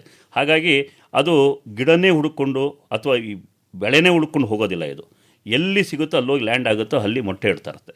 ಅದಕ್ಕೆ ಉದಾಹರಣೆಗೆ ಹೇಳ್ತೀನಿ ಅಂದರೆ, ಯಾವುದಾರ ಕಬ್ಬಿನ ತೋಟದಲ್ಲಿ ಈ ಗೊಣ್ಣೆ ಹುಳ ಇತ್ತು ಅಂದರೆ ನೀವು ಪಕ್ಕದಲ್ಲಿರುವಂಥ ಬದಿನಲ್ಲಿ ಅಥವಾ ಪಕ್ಕದಲ್ಲಿರೋ ರೋಡ್ ಪಕ್ಕದಲ್ಲಿ ಅಥವಾ ತೋಟದ ಗದ್ದೆಯಿಂದ ಸುಮಾರು ಒಂದು 10 ಮೀಟ್ರ್ ದೂರದಲ್ಲೇ ಬೇಕಾದ್ರೆ ಅಲ್ಲೆಲ್ಲ ಬರೀ ಮೈದಾನದ ಥರ ಇದ್ದು ಬರೀ ಹುಲ್ಲಿದ್ದರೂ ಕೂಡ ಅಲ್ಲೂ ಕೂಡ ಹೋಗಿ ಅಗಿದ್ರೆ ನೀವು ಅಷ್ಟೇ ಸಂಖ್ಯೆಯಲ್ಲಿ ಈ ಗೊಣ್ಣೆ ಹುಳುಗಳು ಸಿಗುತ್ತೆ. ಇದನ್ನು ನಾನು ರವೀಂದ್ರ ಅವರು ಇದ್ರಲ್ಲಿ ಅಗ್ರಿಕಲ್ಚರ್ ಡಿಪಾರ್ಟ್ಮೆಂಟ್ ಕರ್ಕೊಂಡೋಗಿ ತೋರಿಸಿದ್ದೆ ನಾನು. ಕಬ್ಬಿನ ಗದ್ದೆನಲ್ಲಿ ತುಂಬ ಪ್ರಾಬ್ಲಮ್ ಆಗಿದೆ ಅಂತ ಕಬ್ಬಿನ ಗದ್ದೆನಲ್ಲಿ ಒಳಗಡೆ ಅಗಿದು ನೋಡಿದ್ವಿ. ಪ್ರತಿ ಒಂದು ಸ್ಕ್ವೇರ್ ಮೀಟ್ರಿಗೆ ಒಂದು 8-10 ಹುಳ ಸಿಕ್ತು. ಪಕ್ಕದಲ್ಲಿ ಬದಿಯಿಂದ ಆಚೆಗೆ ರೋಡ್ ಕಡೆ ಏನು ತಕ್ಕಲು ಬಿಟ್ಟಿದ್ರಲ್ಲ ಅವರು, ಅಲ್ಲಿ ಅಗಿದು ನೋಡಿದಾಗಲೂ ಅಲ್ಲಿಂದ 8-10 ಹುಳ ಸಿಕ್ತು. ಹಾಗಾಗಿ ಮರಿ ಹಂತದಲ್ಲಿರೋ ಹುಳುಗಳು ಎಲ್ಲಂದ್ರೆ ಅಲ್ಲಿ ಮೊಟ್ಟೆ ಇಟ್ಟಿರ್ತದೆ. ನಂತರ ಏನಾಗುತ್ತೆ, ಮರಿಗಳೆಲ್ಲ ಬೇರುಗಳು ಹುಡುಕೊಂಡು ಒಳಗಡೆಯಿಂದನೇ ಹೋಗುತ್ತೆ ಬೇರೆ ಗಿಡಗಳಿಗೆ. ಬಟ್ ಅದು ರಿಸ್ಟ್ರಿಕ್ಷನ್ ಇದೆ, ಮಣ್ಣಲ್ಲಿ ಅಷ್ಟು ಈಸಿ ಅಲ್ಲ ಹೋಗಲಿಕ್ಕೆ. ಒಂದು ಗಿಡದಿಂದ ಮತ್ತೊಂದು ಗಿಡಕ್ಕೆ ಹೋಗ್ಬೇಕಾದ್ರೆ ಅಗಾಧವಾದ ಎನರ್ಜಿ ಖರ್ಚು ಮಾಡಬೇಕಾಗುತ್ತೆ. ಯೋಚನೆ ಮಾಡಿ, ಆ ಹುಳ ಮಣ್ಣಲ್ಲಿ ಲೈಟ್ ಇಲ್ಲ, ಬೇರೆ ಕ್ಲೂ ಇಲ್ಲ, ಬರೀ ಬೇರಿಂದ ಯಾವುದೋ ರಸ ಕಾಣಿಸ್ತಿರೋದು ಅದರಿಂದ ಬರುವಂಥ ವಾಸನೆ ಇರ್ಬೋದು, ಯಾವುದೋ ಒಂದು ಚಾನ್ಸಲ್ಲಿ ಒಂದು ಕಡೆ ಹುಡ್ಕೊಂಡು ಹೋಗುತ್ತದು, ಅಲ್ಲಿ ಸಿಕ್ಕಂಥ ಬೇರನ್ನ ತಿಂತಾ ಇರುತ್ತೆ. ಹಾಗಾಗಿ ಇದು ಎಲ್ಲ ಹುಳುಗಳು ಬದುಕಲ್ಲ. ಏನಾದರೂ ರೂಟ್ ಗಬ್ ಇಟ್ಟಂಥ ಮೊಟ್ಟೆಗಳೆಲ್ಲ ಬದುಕ್ಬಿಟ್ಟಿದ್ರೆ ಇವತ್ತು ಪ್ರಪಂಚದಲ್ಲಿ ನಾವು ಕಬ್ಬು ಬೆಳೆಯೋಕ್ಕಾಗ್ತಿರಲ್ಲ, ಆ ಥರ ಆಗುತ್ತೆ. ಈ ಪಾಯಿಂಟ್ ಇದೆಲ್ಲ ಇದು ಭಾಳ ಇಂಪಾರ್ಟೆಂಟ್. ಯಾಕೆ ಹೇಳ್ತೀನಿ ಅಂದರೆ, ನಾವು ಜಮೀನಲ್ಲಿ ಈಗಾಗಲೇ ಕಬ್ಬಿಲ್ಲದೆ ಹೋದರೆ, ಈಗ ತಾನೇ ಮಳೆ ಬಿದ್ದಿದೆ, ಮಳೆ ಬಿದ್ದ ನಂತರ ಯಾವ್ದಾರು ಬೆಳೆ ಹಾಕ್ತೀವಿ ಅಂತಂದರೆ, ಬೆಳೆ ಹಾಕೋಕ್ಕೆ ಮುಂಚೆನೇ ನಾವು ಪೂರ್ತಿ ಜಮೀನನ್ನ 1 ಸಲ 2 ಸಲ 3 ಸಲ ಉಳುಮೆ ಮಾಡಿದ್ರೆ, ಉಳುಮೆ ಮಾಡಿದಾಗ ಬರೀ ಜಮೀನು ಮಾತ್ರ ಮಾಡಬಾರ್ದು, ರೋಡ್ ಪಕ್ಕದಲ್ಲಿ ಜಮೀನು ಇರುತ್ತೆ, ಅಲ್ಲಿ ಕೂಡ ಸ್ವಲ್ಪ ಉಳುಮೆ ಮಾಡಿದ್ರೆ 100ಕ್ಕೆ 80 ಭಾಗದಷ್ಟು ಹುಳನ ಸಾಯಿಸ್ಬಿಡ್ಬೋದು. ಇದಕ್ಕಿಂತ ಭಾಳ ಈಸಿಯೆಸ್ಟ್ ಮೆಥಡು ಇನ್ಯಾವುದೂ ಇಲ್ಲ. ಈ ಉಳುಮೆ ಮಾಡೋದು 2 ರಿಂದ 3 ಸಲ ಉಳುಮೆ ಮಾಡೋದು. ಈಗ ಮೊದಲನೇ ಮಳೆ ಬರುತ್ತೆ, ಒಂದು 2 ದಿನ 3 ದಿನ ಬಿಟ್ಟು ತಿರುಗಿ 1 ಸಲ ಉಳುಮೆ ಮಾಡೋದು, ಅಥವಾ 2ನೇ ಮಳೆ ಬರುತ್ತೆ, ಅದಾದಮೇಲೆ 1 ಸಲ ಇನ್ನೊಂದು ಸಲ ಉಳುಮೆ ಮಾಡೋದು. ಇದು ಮಾಡೋದ್ರಿಂದ ರೂಟ್ ಗ್ರಬ್ದು ಈ ಹಾವಳಿನ 90% ಕಮ್ಮಿ ಮಾಡಲಿಕ್ಕೆ ಅನುಕೂಲ ಆಗುತ್ತೆ. ಇದು ಭಾಳ ಮುಖ್ಯವಾದ ವಿಚಾರ ಇದೆ. ಇನ್ನು ಬೆಳೆದಂಥ ಕಬ್ಬಲ್ಲಿ ನಿಮಗೆ ಏನಂದರೆ, ಈ ಗೊಣ್ಣೆ ಹುಳದ ಪ್ರಭಾವ ಈ ಮಳೆ ಬಿದ್ದಾಗ ದುಂಬಿ ಬರುತ್ತೆ, ರಾತ್ರಿ ಬರುತ್ತೆ, ಕಳ್ಮಾರುತಿ ಅಂತೀವಲ್ಲ ಹಂಗೆ. ಇದು ನಮ್ಮಲ್ಲಿ ಒಂದು ಹೇಳ್ತಾಯಿದ್ರು, ರಾತ್ರಿ ಬರುತ್ತೆ ತಿರುಗಿ ಬೆಳಗಿನ ಜಾವ ಅಷ್ಟೊತ್ತಿಗೆ ಇರೋದಿಲ್ಲ ಅಂದ್ಬಿಟ್ಟಿದ್ದಾನೆ. ಹಂಗೆ ರಾತ್ರಿ 7:15 ಬಂದಾಗ 11:30 12 ಗಂಟೆ ರಾತ್ರಿ ಹೊರಟೋಗುತ್ತೆ, ತಿರುಗಿ ಬೆಳಗ್ಗೆ ಕಾಣಿಸೋದಿಲ್ಲ. ಗೊತ್ತಾಗೋದೇನು ಅಂದರೆ, ಬೇವಿನಲ್ಲಿ ಎಲೆಗೆ ತಿಂದಿರೋದು ಅಷ್ಟೇ ಗೊತ್ತಾಗುತ್ತೆ. ಆಗ ತಿಳ್ಕೊಬೇಕು ಎಲ್ಲೋ ಹತ್ತಿರದಲ್ಲಿ ಇಲ್ಲೆಲ್ಲೋ ಗೊಣ್ಣೆ ಹುಳ ಬರ್ತಾ ಇದೆ ಅಂತ. ಅಂಥ ಸಂದರ್ಭದಲ್ಲಿ ಅಲ್ಲಿ ಉಳುಮೆ ಮಾಡೋದ್ರಿಂದ ಅನುಕೂಲ ಆಗುತ್ತೆ. ಈಗಾಗಲೇ ಅಕಸ್ಮಾತ್ ಪಕ್ಕದಲ್ಲಿ ಕಬ್ಬಿನ ಗದ್ದೆ ಇತ್ತು, ಆಗಲೇ 6 ತಿಂಗಳು ಕಬ್ಬು 3 ತಿಂಗಳು ಕಬ್ಬು ಇತ್ತು, ಅಲ್ಲಿ ಕೂಡ ಅದು ದುಂಬಿ ಹೋದಾಗ ಒಂದು ಕಡೆ ಹೋಗಿ ಸೇರಿಕೊಳ್ಳುತ್ತೆ ಭೂಮಿಯೊಳಗೆ. ಸೇರಿಕೊಂಡಾಗ ಅಲ್ಲಿ ತೇವಾಂಶ ಚೆನ್ನಾಗಿದ್ದರೆ ಅದು 80 ರಿಂದ 100 ಮೊಟ್ಟೆನೂ ಒಂದೇ ಜಾಗದಲ್ಲಿ ಇಡುತ್ತೆ. ಒಂದೇ ಜಾಗ ಅಂದರೆ ಒಂದು ಕಡೆನೇ ಇಡೋದಿಲ್ಲ ಮೊಟ್ಟೆನ. ಅದು ಒಂದು ಮೊಟ್ಟೆ ಇಡುತ್ತೆ, ಸ್ವಲ್ಪ ದೂರ ಹೋಗುತ್ತೆ, ಒಳಗೆ ಇನ್ನೊಂದು ಮೊಟ್ಟೆ ಇಡುತ್ತೆ, ಸುಮಾರು 2 ಅಡಿ 3 ಅಡಿ ಜಾಗದಲ್ಲಿ ಅಥವಾ 5-6 ಅಡಿ ಜಾಗದಲ್ಲಿ ಎಲ್ಲ ಮೊಟ್ಟೆ ಇಟ್ಬಿಟ್ಟು ಹೋಗಿರುತ್ತೆ. ಸೊ ಹಾಗಾಗಿ ಬೆಳೆದಿರೋಂಥ ಕಬ್ಬಲ್ಲಿ ಒಳಗಡೆ ಹುಳ ಸೇರಿಕೊಂಡಿದ್ರೆ ಗೊತ್ತೇ ಆಗಲ್ಲ, ಅಲ್ಲಿ ಉಳುಮೆ ಮಾಡೋಕ್ಕೆ ಪ್ರೊವಿಷನ್ನೇ ಆಗೋದಿಲ್ಲ, ಭಾಳ ಕಷ್ಟ ಆಗುತ್ತೆ. ಯಾಕೆಂದರೆ ಆಗಲೇ ಬೆಳೆ ಇದೆ. ಅಂಥ ಸಂದರ್ಭದಲ್ಲಿ ಏನಪ್ಪ ಮಾಡಬೇಕು ಅಂತಂದರೆ, ಈ ಹುಳುಗಳು ತುಂಬ ಆಳವಾಗಿ ಹೋಗೋದಿಲ್ಲ ಯಾವತ್ತೂ, ಮೇಲಿಂದ 2-3 ಇಂಚ್ ಒಳಗೇ ಇರುತ್ತೆ, 3-4 ಇಂಚು ಮ್ಯಾಕ್ಸಿಮಮ್ ಅಂದರೆ 6 ಇಂಚು ನೋಡ್ಕೋಬೋದು ಅಷ್ಟೇ. ಅದು ಕಬ್ಬಿನ ಬೇರನ್ನ ಅಳತೆ ಅಷ್ಟೊಳಗೆ ಇರುತ್ತದು. ಆಮೇಲೆ ನಾವು ಕಬ್ಬಿಗೆ ಏನು ಮಾಡ್ತೀವಿ ಅಂದರೆ, ಈ ಮಣ್ಣೇರು ಹಾಕ್ತೀವಿ ನಾವು ಸಾಲು ಮಾಡಿದಾಗ. ಆ ಸಾಲು ಮರದಲ್ಲಿ ಆ ಮಣ್ಣು ಅದಕ್ಕೆ ಅನುಕೂಲ ಆಗುತ್ತೆ, ಒಂದು ಗುಣಿಯಿಂದ ಮತ್ತೊಂದು ಗುಣಿಗೆ ಹೋಗಲಿಕ್ಕೆ ಅನುಕೂಲ ಆಗುತ್ತೆ. ಸೊ ಒಳಗಡೆ ಇರುತ್ತೆ. ಇಂಥ ಸಂದರ್ಭದಲ್ಲಿ ಅಗಿರಿ ಅಂತ ಹೇಳಿದ್ರೆ ಭಾಳ ಕಷ್ಟ ಆಗುತ್ತೆ. ಬಟ್ ಎಲ್ಲೆಲ್ಲಿ ಸಾಧ್ಯನೋ ಅವ್ರು ಅಗಿದ್ರೆ, ಆ ಹಗಿದ ತಕ್ಷಣ ಈ ಹುಳುಗಳನ್ನ ಎಕ್ಸ್ಪೋಸ್ ಆಗುತ್ತೆ, ಬೇರೆ ಪಕ್ಷಿಗಳು ಇವು ತಿನ್ಕೊಂಡು ಹೋಗುತ್ತೆ, ಅದರಿಂದ ಕಮ್ಮಿ ಮಾಡ್ಕೋಬೋದು. ಒಂದು ಹುಳ ನೀವು ಅಗದಾಗ ಮಧ್ಯದಲ್ಲಿ ಒಂದು ಅಲ್ಲಿ ಅಗದಾಗ ಒಂದು 3-4 ಹುಳ ಕಂಡ್ರೆ, ಇದು ಹುಳ ಬರುತ್ತೆ, ಇನ್ನು ಜಾಸ್ತಿ ಆಗುತ್ತೆ ಅಂತ.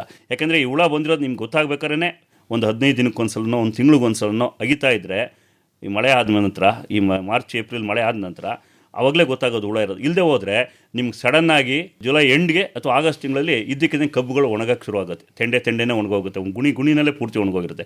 ಅಲ್ಲಿ ಹೋಗಿ ಆ ಕಬ್ಬನ್ನ ಕಿತ್ತು ನೋಡಿದ್ರೆ ಕೆಳಗಡೆ ಬೇರೆಲ್ಲ ತಿಂದ್ಬಿಟ್ಟಿರ್ತದೆ, ಒಳಗಡೆ ಗೊಣ್ಣೆ ಒಳಗೆ ಕಾಣಿಸ್ತದೆ. ಅಷ್ಟೊತ್ತಿಗಾಗಲೇ ಅದು ಪೂರ್ತಿಯಾಗಿ ಬೆಳೆದುಬಿಟ್ಟಿರ್ತದೆ. ಒಂದೊಂದು ಗುಣಿನಲ್ಲಿ ನಾನು 20 ರಿಂದ 30 ಹುಳುಗಳು ನೋಡಿದ್ದೀನಿ ನಾನು ಕೂಡ, ಅಷ್ಟು ಸಂಖ್ಯೆನಲ್ಲಿರುತ್ತೆ. ಆಮೇಲೆ ಒಂದು ಗುಣಿ ಹೋಗೋದು ಕಾಣಿಸುತ್ತೆ, ಇನ್ನೊಂದು 2-3 ದಿನದಲ್ಲಿ ಏನಾಗುತ್ತೆ, ಅಕ್ಕಪಕ್ಕದಲ್ಲಿ ಅಷ್ಟು ದೂರದಲ್ಲಿ ಒಂದೊಂದು ಬೇರೆ ಗುಣಿಗಳು ಹಿಂಗೆ ಸಾಯಕ್ಕೆ ಶುರುವಾಗುತ್ತೆ. ಎಲ್ಲ ಕಡೆನೂ ಈ ಗೊಣ್ಣೆ ಹುಳ ಬಂದುಬಿಟ್ಟಿರ್ತದೆ. ಆ ಹಂತದಲ್ಲಿ ಹತೋಟಿ ಮಾಡಿದ್ರೂ ನಿಮ್ಗೆ ಆಗಲೇ ಲಾಸ್ ಆಗೋಗಿದೆ. ಹಾಗಾಗಿ ನಾನು ಹೇಳೋದೇನು ಅಂದರೆ, ಕಬ್ಬು ಬೆಳೆಗಾರರು ಏಪ್ರಿಲ್ ತಿಂಗಳಲ್ಲಿ ಆಗಲೇ 3 ರಿಂದ 4 ತಿಂಗಳು ಬೆಳೆ ಇದ್ದರೆ, ಅಥವಾ 1 ತಿಂಗಳು 2 ತಿಂಗಳು ಬೆಳೆ ಇದ್ದರೂ ಕೂಡ ನೀವು ಮಧ್ಯದಲ್ಲಿ ಗುಣಿಗಳ ಪಕ್ಕ ಅಥವಾ ಜಮೀನಲ್ಲಿ ಒಂದು 2 ಅಡಿ 6 ಇಂಚ್ ಅಷ್ಟಾಗಲ್ಲ ಅಗದು ನೋಡ್ತಾ ಇದ್ದರೆ ಗೊಣ್ಣೆ ಹುಳ ಇದೆಯಲ್ಲ ಅಂತ ಗೊತ್ತಾಗುತ್ತೆ. ಆ ಸಂದರ್ಭದಲ್ಲಿ ಅದು ಹತೋಟಿ ಮಾಡೋಕ್ಕೆ ಹೋಗೋದು. ಇಲ್ಲಿ ಕೂಡ ಯಾವುದೇ ಔಷಧಿ ಹಾಕಿದ್ರೂ ಇದನ್ನು ಹತೋಟಿ ಮಾಡೋದು ಭಾಳ ಕಷ್ಟ. ಯಾಕೆಂದರೆ ಅದು ಬೇರೊಳಗೆ 6 ಇಂಚು 3 ಇಂಚು 6 ಇಂಚು ಕೆಳಗೆ ಇರ್ತದೆ. ಹಾಗಾಗಿ ಇನ್ನು ಬೇರೆ ವಿಧಾನ ಅಂದರೆ ಅಗೆಯೋ ವಿಧಾನ ಎಲ್ಲದರೊಳಗೂ ಸಮರ್ಪಕ ಆಗಲ್ಲ. ಎಲ್ಲಿ ಸಾಧ್ಯನೋ ಅಲ್ಲಿ ಮಾಡ್ಬೋದು. ಸಣ್ಣ ಗಿಡ ಆಗಿದ್ದಾಗ, ದೊಡ್ಡ ಗಿಡ ಆಗಿದ್ದಾಗ ಅಗೆಯೋಕ್ಕಾಗಲ್ಲ. ಅಂಥ ಸಂದರ್ಭದಲ್ಲಿ ಏನು ಮಾಡಬೇಕು ಅಂದರೆ, ಒಂದೊಂದು ಗುಂಟೆಯಷ್ಟು ಜಮೀನಿಗೆ ಸುಮಾರು 1 ಅಡಿ ನೀರು ಬರುವಷ್ಟು ನೀರು ಕಟ್ಟಬೇಕು. ಫ್ಲಡ್ಡಿಂಗ್ ಅಂತ ಕರಿತೀವಿ ನಾವು, ಏನು ಇಂಗ್ಲೀಷ್ನಲ್ಲಿ ಫ್ಲಡ್ಡಿಂಗ್ ಅಂತೀವಿ. ನೀರು ಕಟ್ಬಿಟ್ರೆ ಅಲ್ಲಿ ಆ ನೀರು ಅಷ್ಟೊಂದಾದಾಗ ಹುಳುಗಳು ಕೂಡ ಉಸಿರಾಡೋಕ್ಕಾಗ್ದೇ ಆದಷ್ಟು ಮೇಲಕ್ಕೆ ಬಂದ್ಬಿಡುತ್ತೆ, ಆಚೆ ಬರುತ್ತೆ. ಆಚೆ ಬಂದಾಗ ಅಟ್ಲೀಸ್ಟ್ 1 ದಿನ ಆದರೂ ನೀರು ನಿಂತ್ಕೊಂಡಾಗ ಎಲ್ಲ ಹುಳುಗಳು ಮೇಲಕ್ಕೆ ಬರುತ್ತೆ. ಮೇಲಕ್ಕೆ ಬಂದಾಗ ಪ್ರಾಣಿ ಬೇರೆ ಪಕ್ಷಿಗಳು ಅವು ಇವು ತಿಂದಾಕ್ಬಿಡ್ತವೆ. ಆಮೇಲೆ ನೀವು ಕೂಡ ಹೋದಾಗ ಒಂದು ಗುಣಿನಲ್ಲೇ ನಿಮಗೆ ಒಂದು 600,000 ಹುಳುಗಳನ್ನ ಎತ್ತು ಬಕೆಟ್ಗೆ ಹಾಕೊಂಡು ಆಚೆ ಹಾಕ್ಬೋದು ಬೇಕಾದ್ರೆ.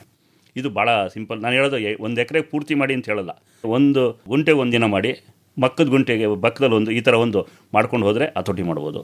ಇಲ್ಲದೇ ಇದ್ದರೆ ಭಾಳ ಕಷ್ಟ ಆಗುತ್ತಿತ್ತು. ಹೇಳೋಕ್ಕಷ್ಟು ಈಸಿ ಅಲ್ಲ ಈ ಹುಳುಗಳನ್ನ ಹತೋಟಿ ಮಾಡೋದು. ನಾನು ಹೇಳಿದೆ, ಆ ದುಂಬಿ ಹಿಡಿಯೋದೇ ಕಷ್ಟ ಇರುತ್ತೆ, ಇನ್ನು ಭೂಮಿ ಒಳಗೆ ಎಲ್ಲಿದೆ ಅಂತ ತಿಳ್ಕೊಳ್ಳೋದು ಕಷ್ಟ ಇರ್ತದೆ. ಒಂದು ಸಲ ಹಾನಿ ಮಾಡಿದ್ಮೇಲೆ ಅದರಿಂದ ಏನು ವಾಪಸ್ ತೊಗೊಳ್ಳಿಕ್ಕೆ ಕಷ್ಟ. ಆಮೇಲೆ ಮತ್ತೊಂದು ಏನಪ್ಪ ಅಂದರೆ, ರೈತರು ಗಾಬರಿ ಆಗೋದು, ಈ ವರ್ಷ ನಮ್ಮ ಕಬ್ಬಿನ ಗದ್ದೆ ಬಂದುಬಿಟ್ಟಿದೆ, ಬಂದಿದೆ ಅಂದಾಗ ಕೂಳೆ ಬಿಟ್ಟರೆ ಅವ್ರಿಗೆ ಮುಂದಿನ ವರ್ಷ ತುಂಬ ಜಾಸ್ತಿ ಹಾಳಾಗುತ್ತೆ. ಯಾಕೆಂದರೆ ಕೆಲವು ಹುಳುಗಳು ಇಲ್ಲಿ 1 ವರ್ಷ ಜೀವನ ಚರಿತ್ರೆ ಮುಗಿಸ್ತದೆ, ಕೆಲವರು 2 ವರ್ಷ ಮುಗಿಸ್ತವೆ, ಉಳಿದಿರೋದು ತಿಂತಾನೆ ಇರುತ್ತೆ. ಹಾಗಾಗಿ ಅದೊಂದಾಗುತ್ತೆ. ಅಂಥ ಕಡೆ ಕೂಳೆ ಬಿಡಬಾರ್ದು ಅಂತ. ಕೂಳೆ ಬಿಡಬಾರ್ದು ಅಂತ ನಾನು ಹೇಳೋದು, ಕೂಳೆ ಬಿಡಬೇಡಿ ಅಂತ ಹೇಳ್ತೀನಿ. ಅಲ್ಲ, ಈಗೇನು ಜೈವಿಕ ಹತೋಟಿ ಬಂದಿದೆ ಅಂತ ಹೇಳ್ತೀನಿ. ಈಗ ಇದು ಒಂದು ವಿಧಾನ ಆಯಿತು. ಮತ್ತೊಂದು ವಿಧಾನ ಅಂತಂದರೆ, ಕೆಲವು ಜಾಗಗಳಿವೆ ಇಲ್ಲಿ, ಆ ಒಂದು ಹಳ್ಳಿನಲ್ಲಿ ಒಂದು 4-5 ಕಡೆ ಪ್ರತಿ ವರ್ಷ ಬರುತ್ತೆ ಅಂತ, ಅಂಥ ಜಾಗದಲ್ಲಿ ನಾವು ಜೈವಿಕ ವಿಧಾನದಿಂದನೂ ಸ್ವಲ್ಪ ಹತೋಟಿ ಮಾಡಲಿಕ್ಕೆ ಪ್ರಯತ್ನ ಪಡ್ಬೋದು. ಏನು ಅಂತಂದರೆ, ಈ ದುಂಬಿ ಎಲ್ಲಿ ಮೊಟ್ಟೆ ಇಟ್ಟಿರುತ್ತೆ ಗೊತ್ತಿರಲ್ಲ, ಆಮೇಲೆ ಹುಳುಗಳು ಎಲ್ಲಿ ಓಡಾಡ್ತಿದೆ ಗೊತ್ತಿಲ್ಲ. ಬಟ್ ಆದರೂ ನಾವು ಒಂದು ಚಾನ್ಸ್ ತೊಗೊಳಕ್ಕೆ ಏನಪ್ಪ ಅಂದರೆ, ಇದನ್ನು ತಿಂದು ಬದುಕುವಂಥ ಸುಮಾರು 2-3 ಫಂಗಸ್ಸು ಇದೆ, ಅಂದರೆ ಸೂಕ್ಷ್ಮ ಜೀವಾಣು ಇದೆ. ಒಂದು ಮೆಟ್ರೈಸಿಮ್ ಅನ್ಸೋಪ್ಲಿಯೆ ಮತ್ತು ಬೆವೆರಿಯಾ ಬ್ಯಾಸಿಯಾನ ಅಂತ, ಅದು ಎರಡೂ ಕೂಡ ಇದೆ. ಅವು 2 ಕಮರ್ಷಿಯಲ್ ಆಗಿ ಸಿಗುತ್ತೆ ಅದು. ಬಟ್ ಏನಪ್ಪ ಅಂದರೆ, ಈ ಸೂಕ್ಷ್ಮಾಣುಜೀವಿ ಕೆಲಸ ಮಾಡಲಿಕ್ಕೆ ಬಹಳ ಮುಖ್ಯವಾಗಿ ಏನು ಅಂತಂದರೆ, ಮೊದಲನೇದು ಭೂಮಿಯಲ್ಲಿ ತೇವಾಂಶ ಚೆನ್ನಾಗಿರಬೇಕು. ಆಮೇಲೆ ತೇವಾಂಶ ಚೆನ್ನಾಗಿ ಇಟ್ಕೊಂಡಿದ್ರೆ ಮಾತ್ರ ಇವು ಕೆಲಸ ಮಾಡುತ್ತೆ. ಆಮೇಲೆ ಮತ್ತೊಂದು ಬಹಳ ಮುಖ್ಯವಾದ ವಿಚಾರ ಅಂದರೆ, ನಾವು ತರಬೇಕಾದ್ರೆ ಈ ಸೂಕ್ಷ್ಮಾಣುನ ಅದು ಎಕ್ಸ್ಪೈರಿ ಡೇಟ್ಗೆ ಭಾಳ ದೂರದಲ್ಲಿರಬೇಕು, ಅಂದರೆ ಮುಂಚಿತವಾಗಿರಬೇಕು. ಅದನ್ನು ಏನಾಗುತ್ತೆ ಅಂದರೆ, ಸ್ವಲ್ಪ 1 ದಿನ 2 ದಿನ ಏನಾದರೂ ನಾವು ಆಚೆ ಇಟ್ಟುಬಿಟ್ಟು ತೊಗೊಂಡು ಭೂಮಿಗೆ ಹಾಕಿದ್ರು ಕೂಡ ಭೂಮಿನಲ್ಲಿ ತೇವಾಂಶ ಚೆನ್ನಾಗಿಲ್ಲದೆ ಹೋದರೆ ಇದು ಅಷ್ಟು ಚೆನ್ನಾಗಿ ಕೆಲಸ ಮಾಡೋದು. ಆಮೇಲೆ ಜೊತೆಗೆ ಕೆಲಸ ಮಾಡಿದ್ರೂ ಕೂಡ ಒಂದು 10-20% ಹುಳುಗಳನ್ನ ಅಷ್ಟೇ ಕಮ್ಮಿ ಮಾಡಲಿಕ್ಕೆ ಸಾಧ್ಯ ಆಗುತ್ತೆ, ಪೂರ್ತಿಯಾಗಿ ಸಂಪೂರ್ಣವಾಗಿ ಮಾಡಲಿಕ್ಕಾಗಲ್ಲ. ಅದು ಅನುಕೂಲ ಆಗುತ್ತೆ.